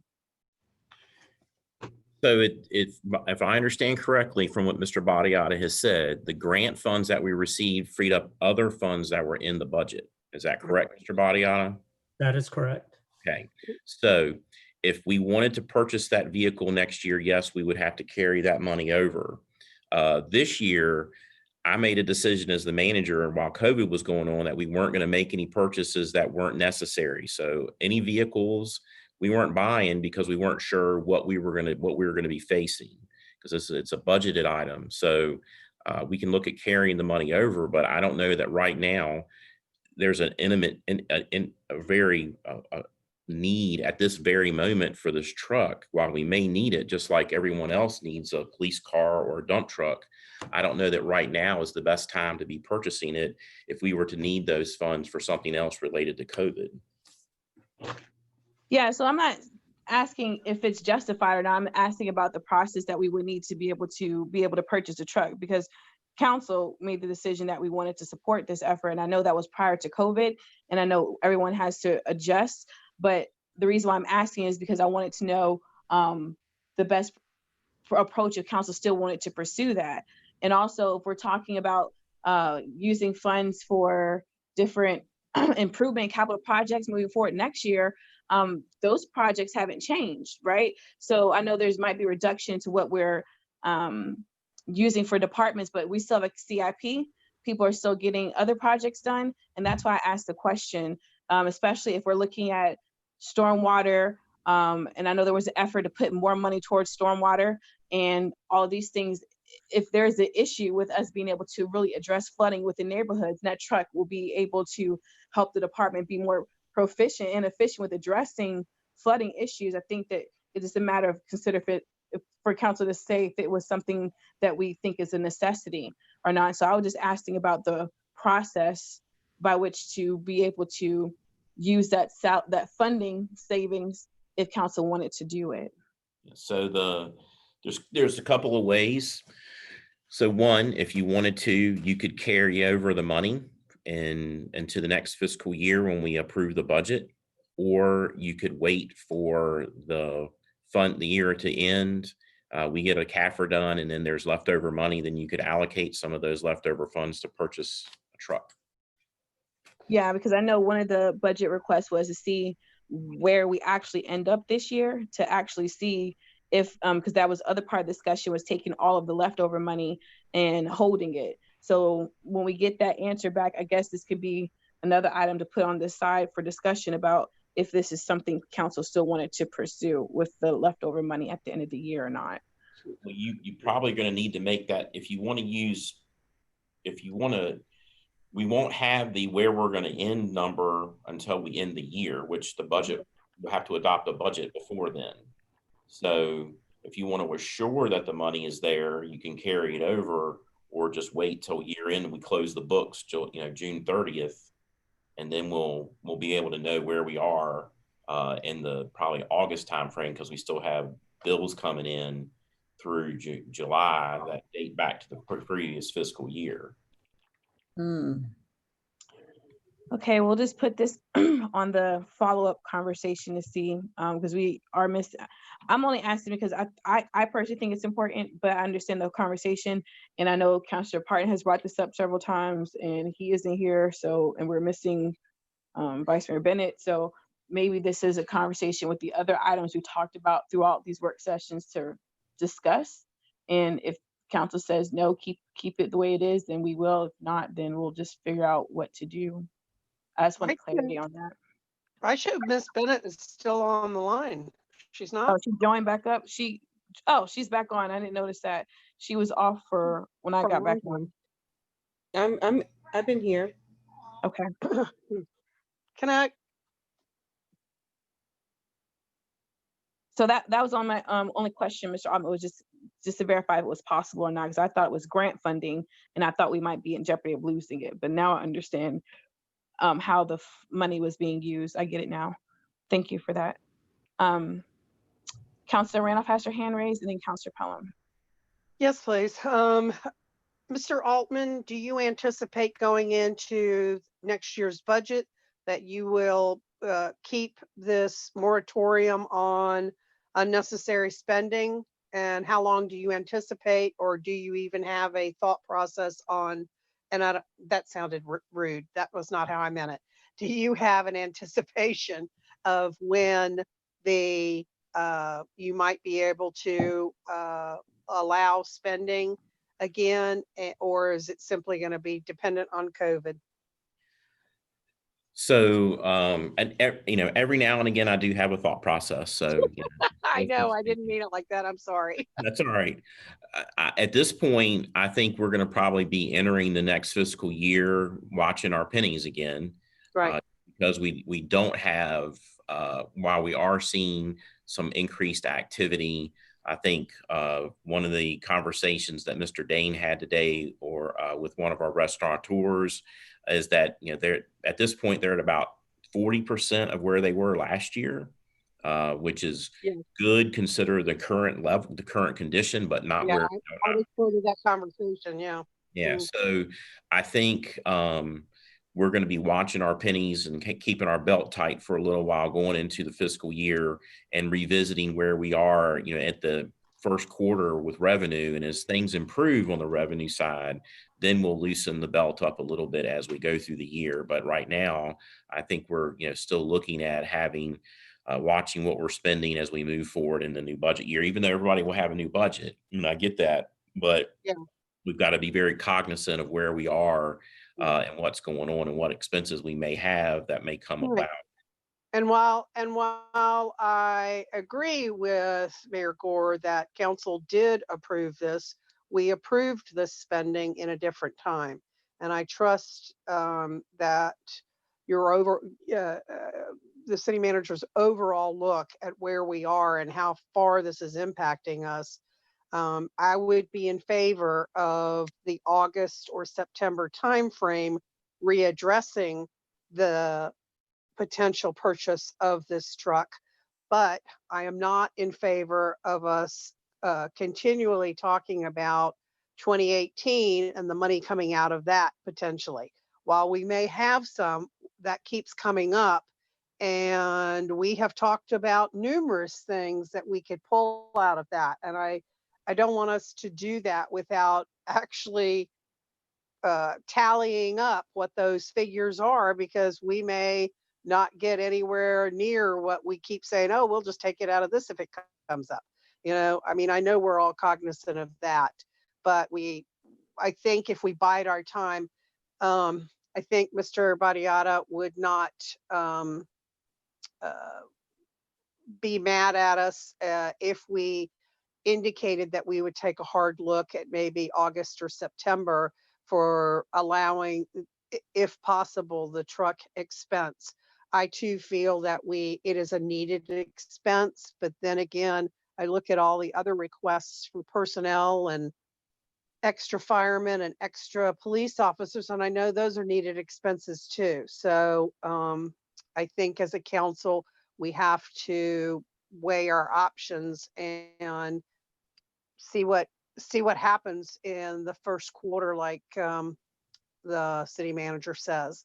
Just my opinion. I'm a little on the cautious side anyway, but I hope that, we will get a chance to, in the first quarter of this new budget cycle, be able to really have a better indication and see COVID slow down and us go farther down the road with our budget. Thanks. Okay, thank you for your comments. Councilor Palmer, you also have your hand raised. Yeah, well, along the same line, because we haven't been able to audit this department in any way possible, I think it also should be placed on hold until, any spending is done so that we can grasp what's going on in wastewater. And with that, Mr. March, have any idea when the CAFR will be near end or when they anticipate? Have you heard from them? I know that we are getting closer, and they have sent some information back to us and schools to provide some additional data. So we're very close. I don't have a this week, next week, number of weeks, but I know that we're getting very close. And I'm hopeful that it'll be very soon that we'll have an audit completed and be in a position to present that to council. But we're very close. We're very close. That's the only way I would agree to buy anything extra for this department till I see the fiscal year 18 CAFR. And also my question is, what is ad infrastructure, Mr.? I can't pronounce your last name. Adiada. Mr. Wastewater. Stormwater. Oh, whatever. What those expenses are about. That line item basically covers any time we go out and have to rebuild an inlet or build a new inlet or repair any part of the physical infrastructure of the municipal stormwater system. And why they listed so differently, ST 001349110, is that the name of the area that you're working in? On page 88, bottom. Could you repeat the question? I'm sorry.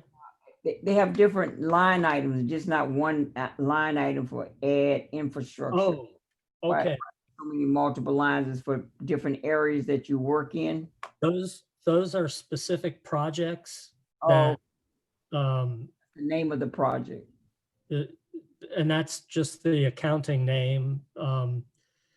The ST standing for stormwater.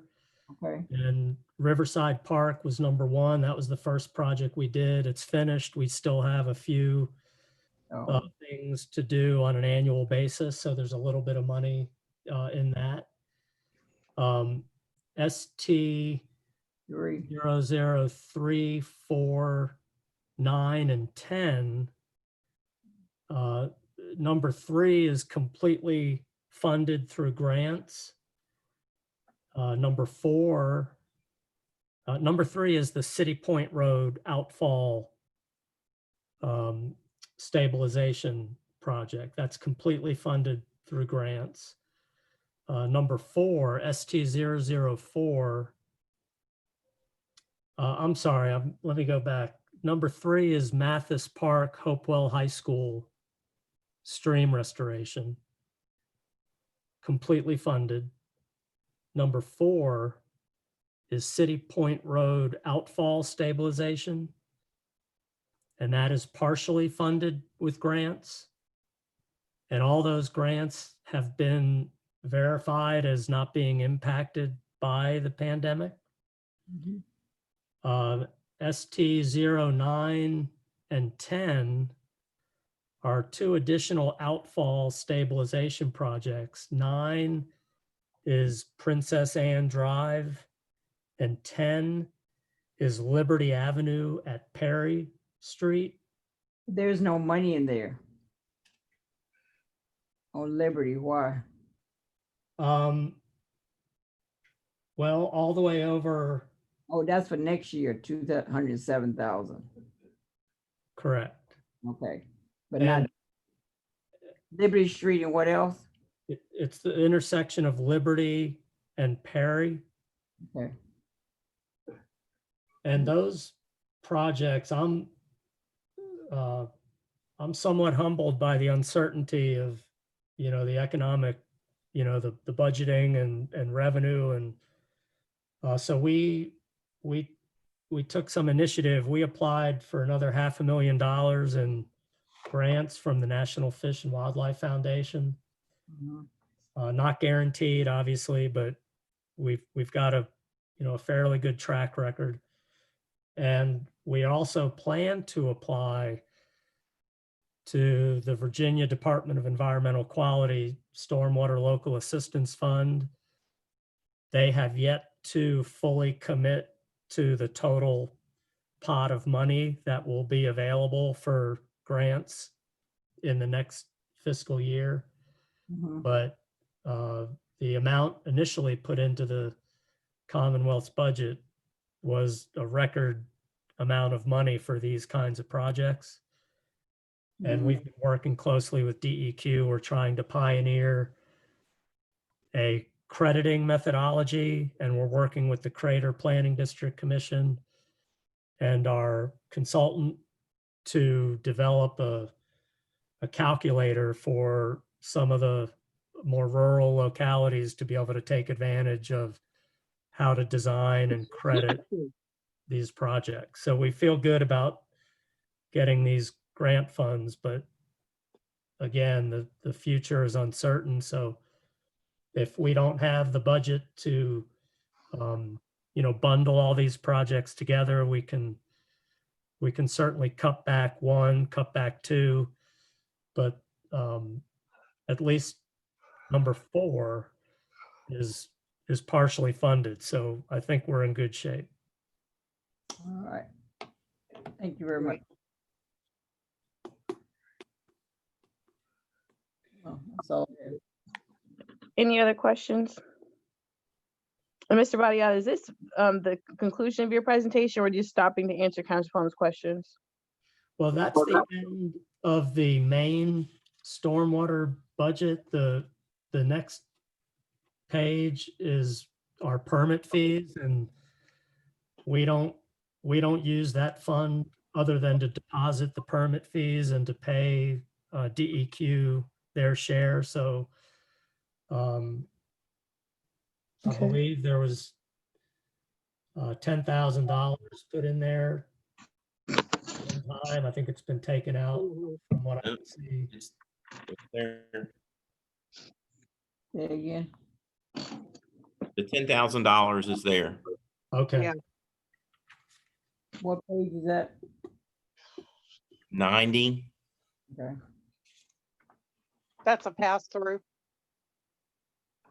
Well, if we get a permit fee of $25 for a small local project, that goes to our funding our program, even though it's really not enough to fund our program. 20, 30 projects, it's just not going to add up to that much money. But when we issue a state permit, a 1-acre project, which again, they're not many, but a 1-acre project is a $2,700 permit fee. But we have to turn around and send $756 to the state.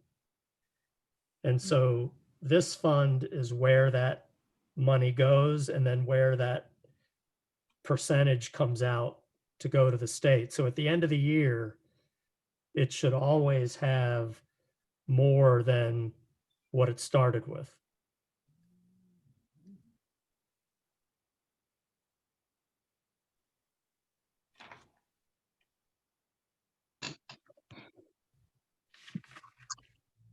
Okay, so any other questions for this section?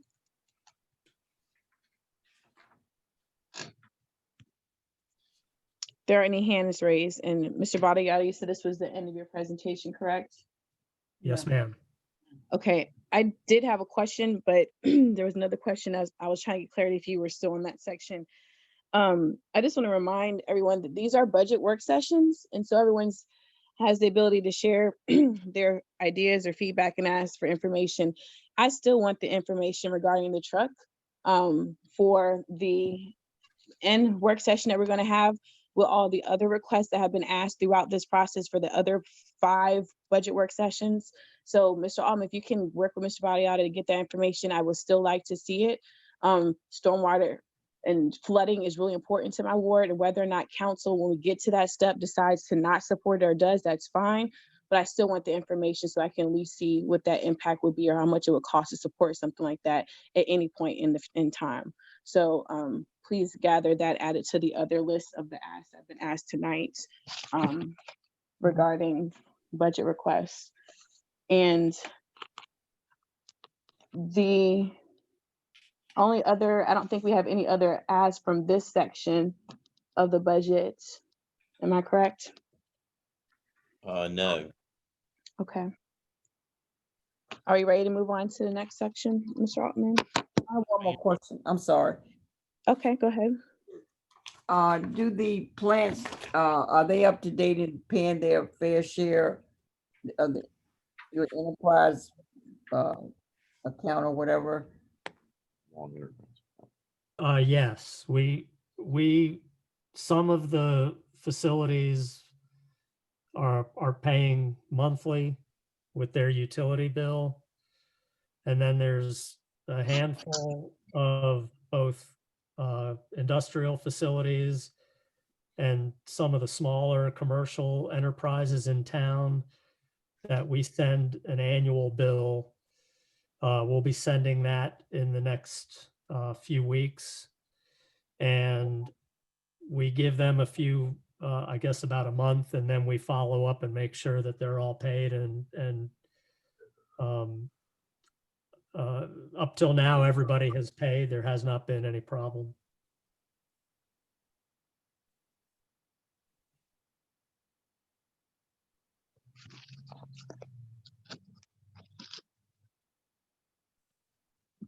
Did that answer your Okay.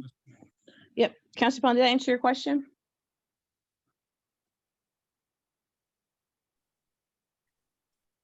Muted.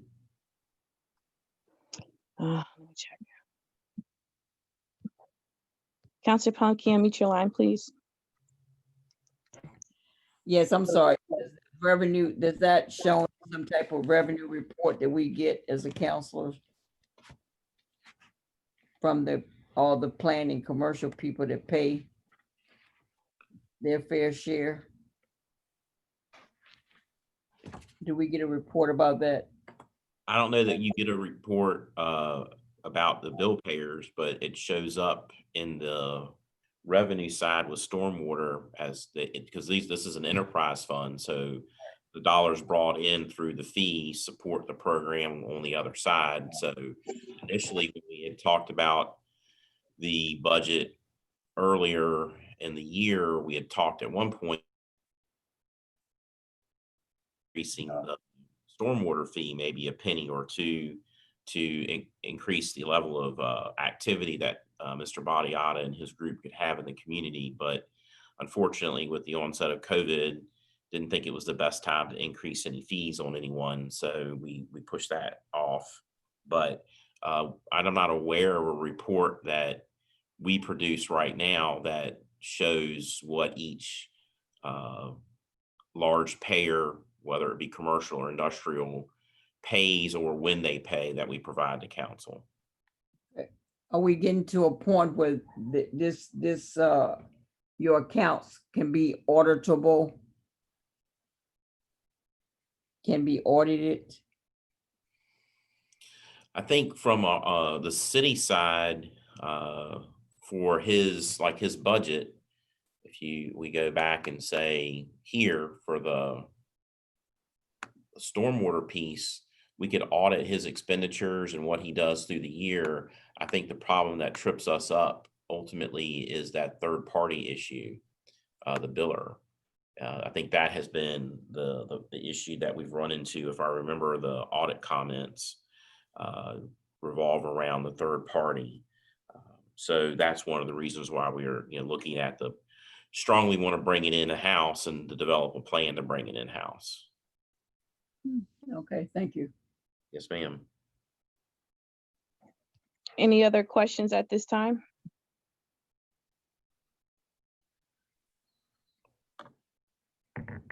Okay, Mr. Altman. Okay, next up will be Mr. Byerly and the crew from Hopewell Water Renewal. So the first page, this page here, 99, is some undefined division, and then we get into the meat of Mr. Byerly's budget here. And what you have, we emailed out today, is a revised budget based on what the commission approved at the last commission meeting. So those numbers are different than what we sent earlier. And if Mr. Byerly can correct me if I'm wrong, but I think there was about a $200,000 decrease in the budget from what was submitted. And then later in the materials is the actual PowerPoint that was given to the commission that breaks down some of those expenses a little bit more. Yes, sir, that's correct. Okay, and I'll turn it over to Mr. Byerly if no one has any questions. Good evening, Madam Mayor, Vice Mayor, Council. As per our instructions we received from the city manager, I'll go through the consulting and overhead fees first. We have a contract with One Environmental, Aegis, and HDR. We have membership fees with VAMWA. We have a line item for nitrogen and phosphorus credits. Also one for Title V air quality compliance. We have, and in the service contracts, we have one for the software accepted receiving. We have service contract for lab software, for some lab processes, even for lab dishwasher. We have a residual disposal contract with Choice Waste. It was previously with CFS, and CFS is unable to continue the contract, so we had to rebid it. It started in the middle of the year. So that increase, it was the biggest increase in the budget. That went from 225 to 400,000. We have contractual support contract for parts cleaning, our HVAC, ice machine cleaning, custodial services, grass cutting, copier services, environmental with MPW. We have service contracts for our influent bar screens. We have service contract with Alpha Laval for centrifuge rebuild and repair. We have service contract with Industrial Furnace for incinerator work. We have cryogenic plant services through Mohawk Cryogenic, and I think that was just rebid today. We have MBBR contractual services with Hayward. We also have MC Dean on contract for our SCADA system. We have Richmond Alarm. We have GRE Enterprises and Comtronics. We have Diamond Springs for bottled water. We have Centos for walk-off mats. And we have a dumpster services contract that we work through Public Works with. Also, as you look through our budget, when we get into the pages, you'll see that the levy in lieu of $334,000, and that is, since we're an enterprise fund, we have to pay back. We pay back to the city in lieu of taxes, and out of Fund 32, that is $334,000, and out of Fund 41, when we get to that, it'll be $923,000 that will be returning to the city this year. Under engineering and architectural, we have air monitoring contract with ESS. We have two smaller contracts for miscellaneous air quality sampling. And I know miscellaneous is kind of not a good word this year, but depending on what your samples turn up, you may have to do various other testing. So we have two contracts for that. We have a large contract, $240,000 with James R. Reed. We have an $8,000 contract with HRSD for clean metal sampling. And then we have a general engineering contract with $75,000 for we can use with our three approved engineering firms. And that's the bulk of our contractual and consulting.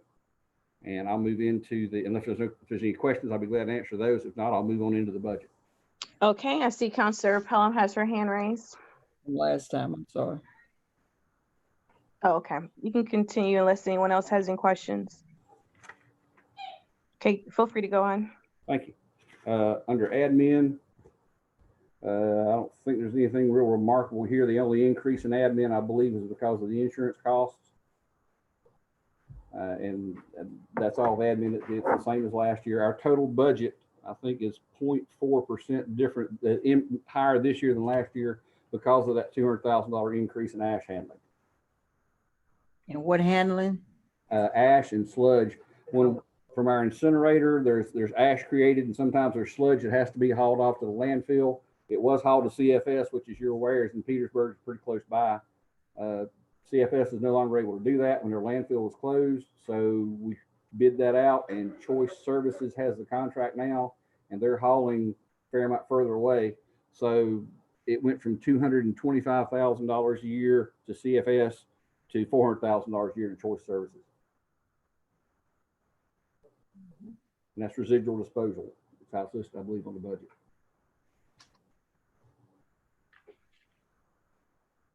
Okay. And if there's no more questions, I'll move on to the laboratory. I don't I see do any. have a question. Right. I'm trying to get to it. Sorry. Oh, okay. It's okay, Councilor Randolph. Mr. Byerly, is there any usage for ash that could possibly lower our disposal rate if we look into it in the future? Solids and ash from wastewater plants that are primarily domestic can be used. Yeah. They have uses, agricultural uses. That's what I thought. But since we are 80% industrial, okay. We don't, nobody wants it. They looked at it years ago and nobody would take it. Hence we have to Okay, so the industrial portion of it kills our reusage on crops and stuff. Okay. All right. Thank you. I was just wondering. Okay. Okay. All right. And, you can continue, please. Okay. Thank you, ma'am. The laboratory portion, the only increase there, I believe, was in the insurance cost. It went, let's see, $7,000 increase. I believe that was insurance. Okay.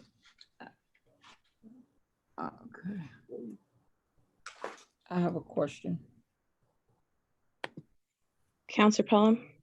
Yeah, small item, but why does the lab get a bonus? Who gets the bonus? It's only $100, but we get bonuses.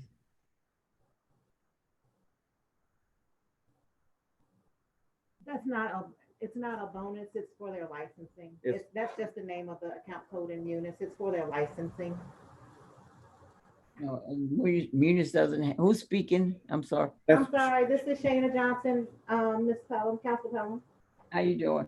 Okay, and so Munis doesn't have something to just say license. No, ma'am, that's the description. It says bonuses and licensing, but it's for their wastewater operator licensing. All right, thank you so much. Yes, ma'am.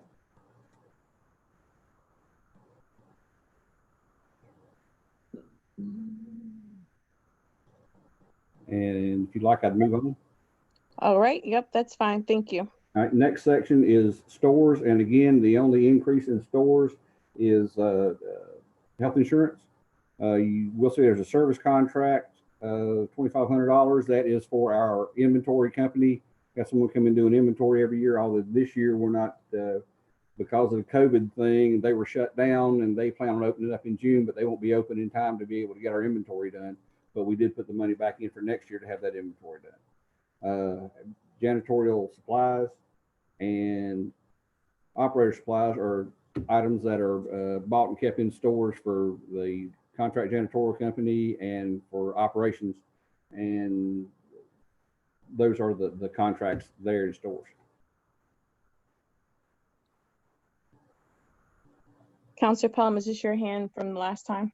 Yeah, with the technology, we don't have a system where when people use stuff, they don't automatically deduct it from an overall inventory. Why do we have to contract with someone to inventory our supplies? I don't. Yes, ma'am. We have that. It tracks it. But at some point prior to my coming here, finance, I think, required water renewal to actually do a physical, lay hands on it and count everything once a year. So even though we track it and we know what we have, once a year we were we were directed by finance that it would be best to go in and actually lay hands on it and do a physical inventory. And So does they've the been that same here for, company do that inventory every year? yes, ma'am. They usually do it in June. We'll be closing the stores from June 15th through the 26th this year to do that. Have they done it for the last 10 years? Yes, ma'am. So you never change? Change. The contractor. We initially, this is Shayna Johnson again, we initially used our in-house staff here to actually do the inventory counts. We had teams of 2 people and had enough staff to do that, but we no longer have the same amount of staff, which is why we contracted inventory counting out. Okay, I mean, well, you haven't used the money this year. Is that why you use your own people this year? That is correct, because because of the COVID-19, the inventory company is not able to do it this year. So y'all yourself. Sorry, we'll have folks that are off come in on their days off. Since our operators work a staggered shift, folks that are able to will come in, they'll team up and count in teams. Yeah. All right. So, thank you. Okay, you can continue, please. Moving on to operations.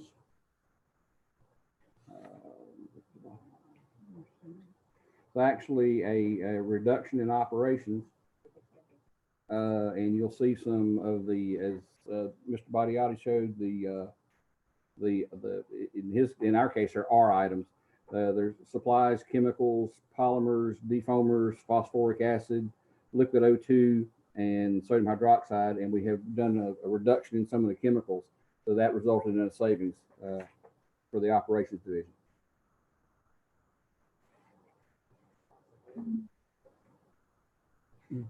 I don't see any hands raised. Anyone have any questions regarding this? And that, and if I could, in that section is also where the residual disposal is, and it went from 175 to 400,000. So even with that, our savings in chemicals has offset that. Okay, I do have a question. I don't know if this is the correct section to ask it. When we start receiving the monthly expenditures, it seems like wastewater was always sending out, having expenditures from either a lab or a consultant, or it looked like mostly supplies. And I had checked, and I forgot to ask Mr. Watson when he was presenting, but I know he's still there. Am I looking at that correctly? And there's constantly having additional supplies purchases. And I talked to Mr. Altman about this at a previous work session, and it is one of the items that we're going to circle back to. But is it because of lack of storage or space there? I'm not sure which supplies you're talking about. Yeah, Okay. Some of the lab supplies are time sensitive. Buffers and reagents have a fairly short shelf life. Pardon me, it's been a long day. So there's a fair amount of turnover in them. We did buy a small storage building last year to increase our ability to store things. So bottles that are single use and throw away, we're able to buy more of those, so we don't have to buy them as often because we can keep them in our storage. But without knowing exactly which line item you're talking about. No, you actually answered my question. Cool. I mean, without knowing the specific, you answered one of the questions I had was about storage facilities, and if you had enough space, or could you get more storage facility? And you also answered my question about the lifetime of some of the agents, where I can see why you need to have that much turnaround on those. Okay, thank you. Mm-hmm. Any other questions? All right, you can move on, sir. Okay. The next section is maintenance. And if you look at that, you're going to see about a $10,000 or less than a $10,000 increase. And I believe that's going to be basically due to the employee health insurance change. But other than that, there was we held the line on that. Can you scroll down, Madam Mayor?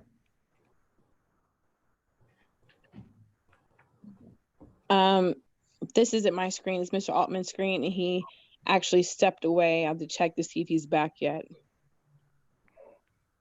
I'm back. You're back? Okay. Yep. So I did go down one page. I don't know if this is the page Mrs. Pelham was looking for. At the top is the end of the maintenance section. End of the maintenance section. Hold on. Okay, the 2,700, yeah, I mean, 2 million.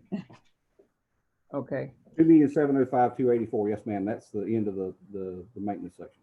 I do have one question. You, on the line item on the page before equipment repair, y'all budgeted $15,000, but you spent 83,588.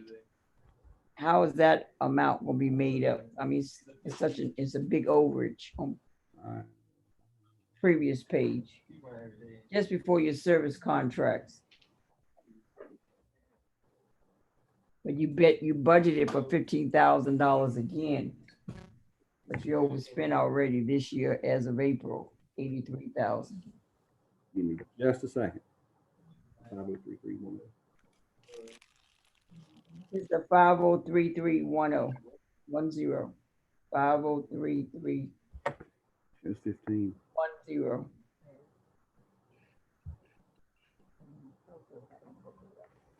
Can we circle back to that in just a minute? Shane is pulling it up.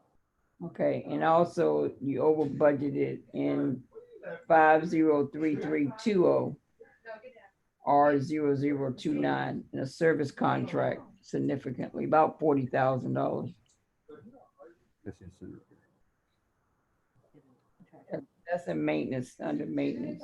Yes, ma'am. That was the PO for the incinerator. Did you say we overspent in that or we over budgeted? You budgeted 140 and you spent 187 so far. Right. Yeah, we had the incinerator went down for a time and we had to do some repairs on it that weren't planned. So we had to rob from other line items to be able to do that. You're making up with the ones that you didn't spend as much on in those lines below that, you're saying? That's correct. Yes, ma'am. We won't be over budget for the year. But that one from 15 to 83, that's a big overage. What is that for? The 503310.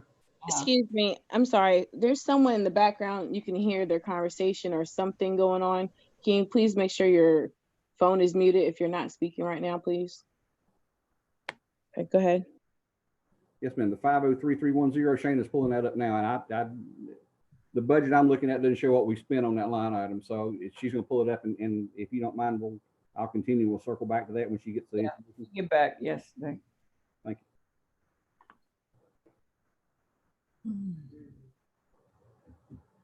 And if you'd like, I'd move on to the next section.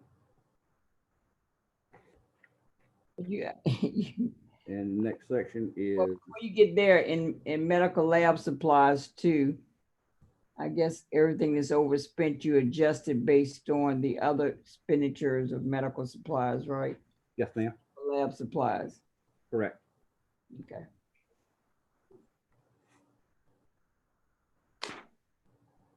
Are they contracts or y'all just order the supplies? You don't have anything on inventory on like she was talking about on hand? We have inventory on hand, yes, ma'am, and we also have a contract with Reed Analytical for, I think it's $220,000 a year, and they do a lot of our work. I'm sorry, $240,000 a year is what we're asking for next year. Wow. Is that for assistance in the lab? Yes, yes. And we're not going to add a person, but I could add a person and offset a fair amount of that cost. Yep.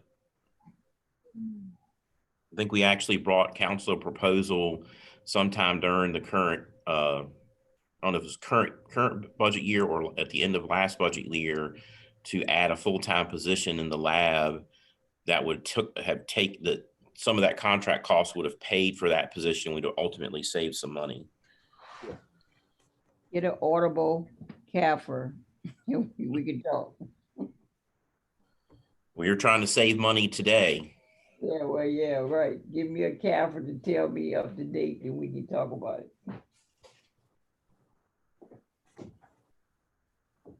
Okay, is there any other questions for this section while they look to get the other questions answered?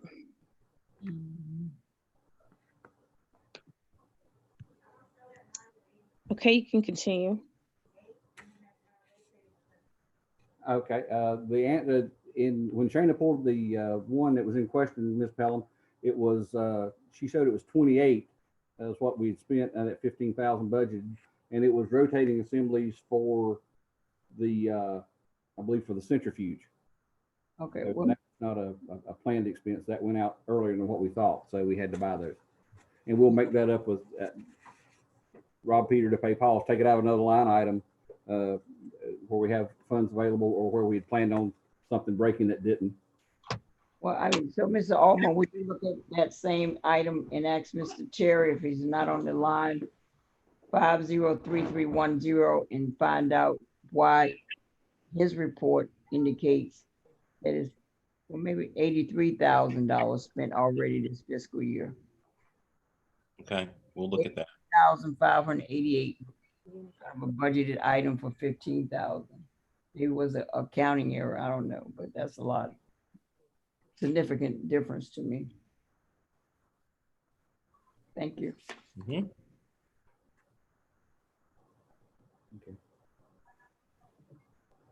Okay.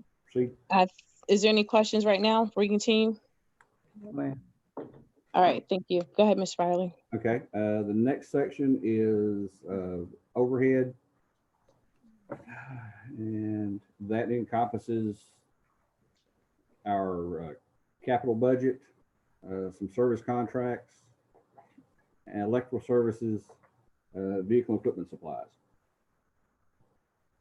And that one is same as was last year.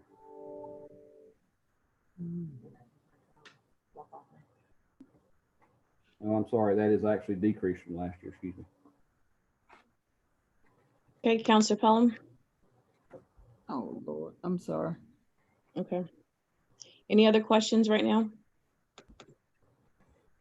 Okay, go ahead.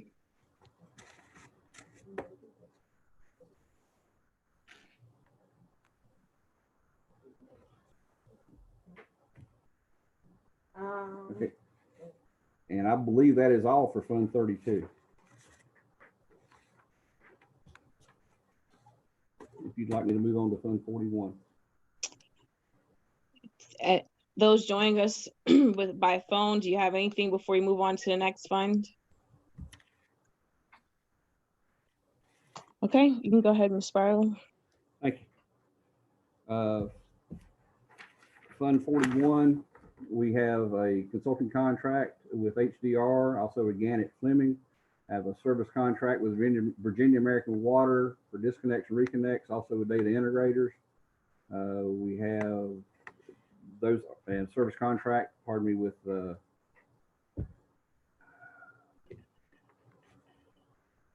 pump station service contract.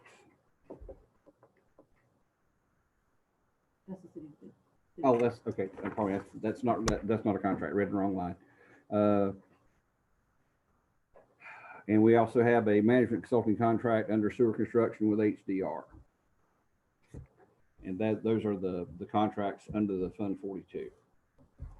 I'm sorry, 41. And I'll move on to the operating budget if you wish.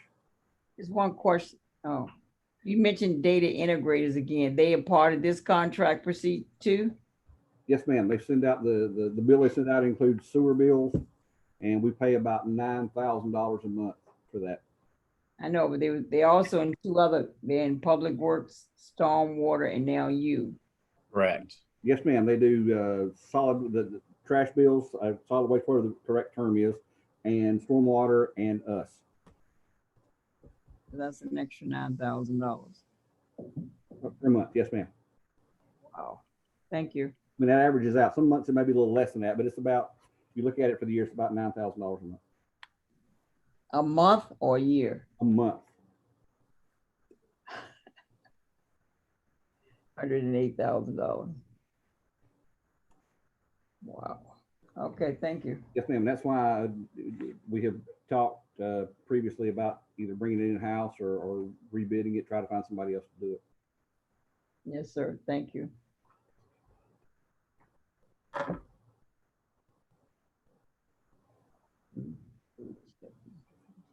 You can continue, sir. In the sewer operating fund, pretty much it has gone up a little bit, as you can see. and I am trying, I had it marked, and I'm sorry, I have lost my place. There is an increase in insurance, and there's the increase in emergency repairs. We have a fund there, a line item for emergency repairs. And at one point, about 2 weeks ago, we had 18 emergency repairs going on at one time. So that's why there was an increase in that line item. And that covers that section if you have any questions. My page 99 doesn't look like that, Mark. Mr. Altman, why? Your page 99. That's the replacement. I didn't look at that email today, so. Oh. We sent, so the budget that we sent out today is revised from what was initially put in and sent out because the commission approved the budget. So, and with that budget, there was a reduction in the overall budget. So we had to go back in and put revised numbers in. Okay, so that's what I know you said. So you'll give us that in hard copy in our boxes because I can't print at home. Yes, ma'am. All right.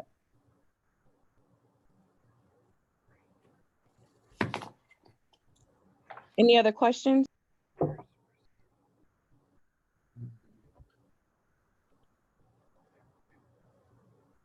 Okay, continue.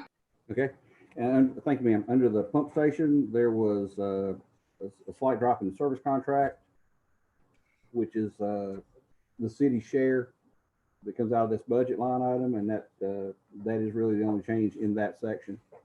But I would call your attention again to the last line item, 509915, lieu of tax. As I mentioned earlier, that's being an enterprise fund. We return money to the city every year. The lieu of tax here is $923,500. In the other budget, in the Fund 32, it was $334,000. And for miscellaneous revenues this year, we anticipate about $300,000 or a little more will come out of that, will come back to the city. I know one of the department heads earlier had mentioned travel and training. Over half my staff, well over half my staff, has certifications that they need to go to schools and to keep their certifications up and increase their level of education, run the plant better. There are national conferences that some of us go to that are very beneficial, find new technologies, new way of doing things, and there are folks there that you would never be able to sit in a class that they teach from all over the world. And the last point I want to make is in 2010, Michigan University did a study with Water Environment Federation and determined that the average cost nationwide of treating wastewater is $2.04 a gallon. That was 10 years ago. Our cost last year was $1.01 per 1,000 gallons. So we're less than half what it cost 10 years ago nationwide. So we run as about as lean as we can here and as efficiently as we can, and stay in compliance with the permits that we're governed by. If nobody has any questions, I thank you for your time. Thank you. Thank you, Mr. Byerly. Any other questions? Okay, I don't see any hands raised. Anyone joining us by audio? Okay, thank you for the presentation. Appreciate you for your time. Mr. Altman? That's all the departments that we have this evening. We have a special meeting of council for next Tuesday, the 2nd, where we will do a budget public hearing.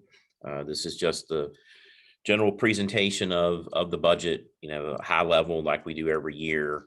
Not asking for action. We just want to conduct the public hearing. We've put that ad in the paper and provided instructions on how individuals could submit questions to us. And then when that public hearing is completed, we'll have some time for the work session to talk about a couple more budgets, departmental budgets. I think we did agree to have, for council was going to have a closed session prior to that. We agreed, I think you agreed to that on Tuesday night. So we'll have that agenda and everything for y'all. And then we'll print up copies of the revised wastewater, Hopewell water renewal budget the budget and what we see here with Fund 41. So with that, for everyone, there's also the PowerPoint that Mr. Byerly presented to the commission, which breaks down some of those costs and gives some over a lot of information on how numbers and what those numbers look like for energy consumption, as chemicals and things of that nature. So we'll also make sure that's printed as a part and put in council's box for y'all.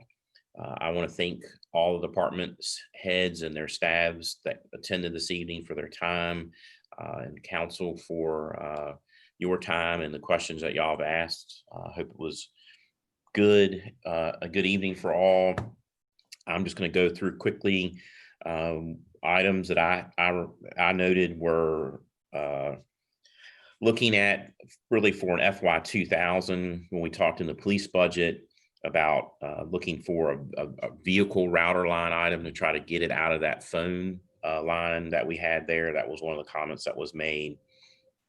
Then we had a discussion of the carryover, the current year carryover asphalt money into the next fiscal year. One of the ways that we can also accomplish that without having to go potentially through the whole budget ordinance process is to, you cut a PO, you cut the PO for the entire amount. And as long as that PO is open, that's one way. But we'll look at the budget ordinance discussion and when Ms. Robinson gets back. And then the mayor had requested the information on the truck with stormwater.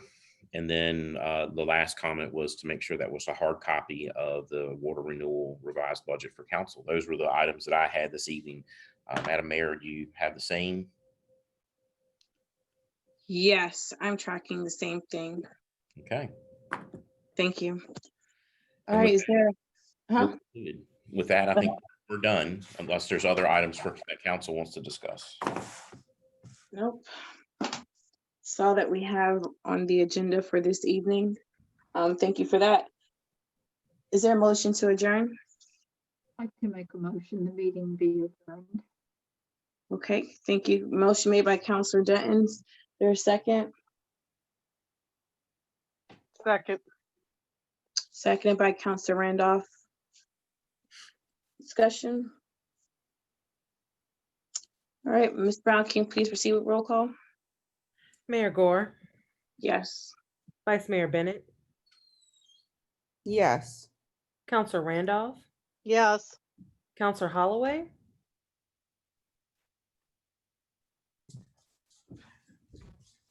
Yes. Counselor Denton, Yes. Counselor Pelham. Yes.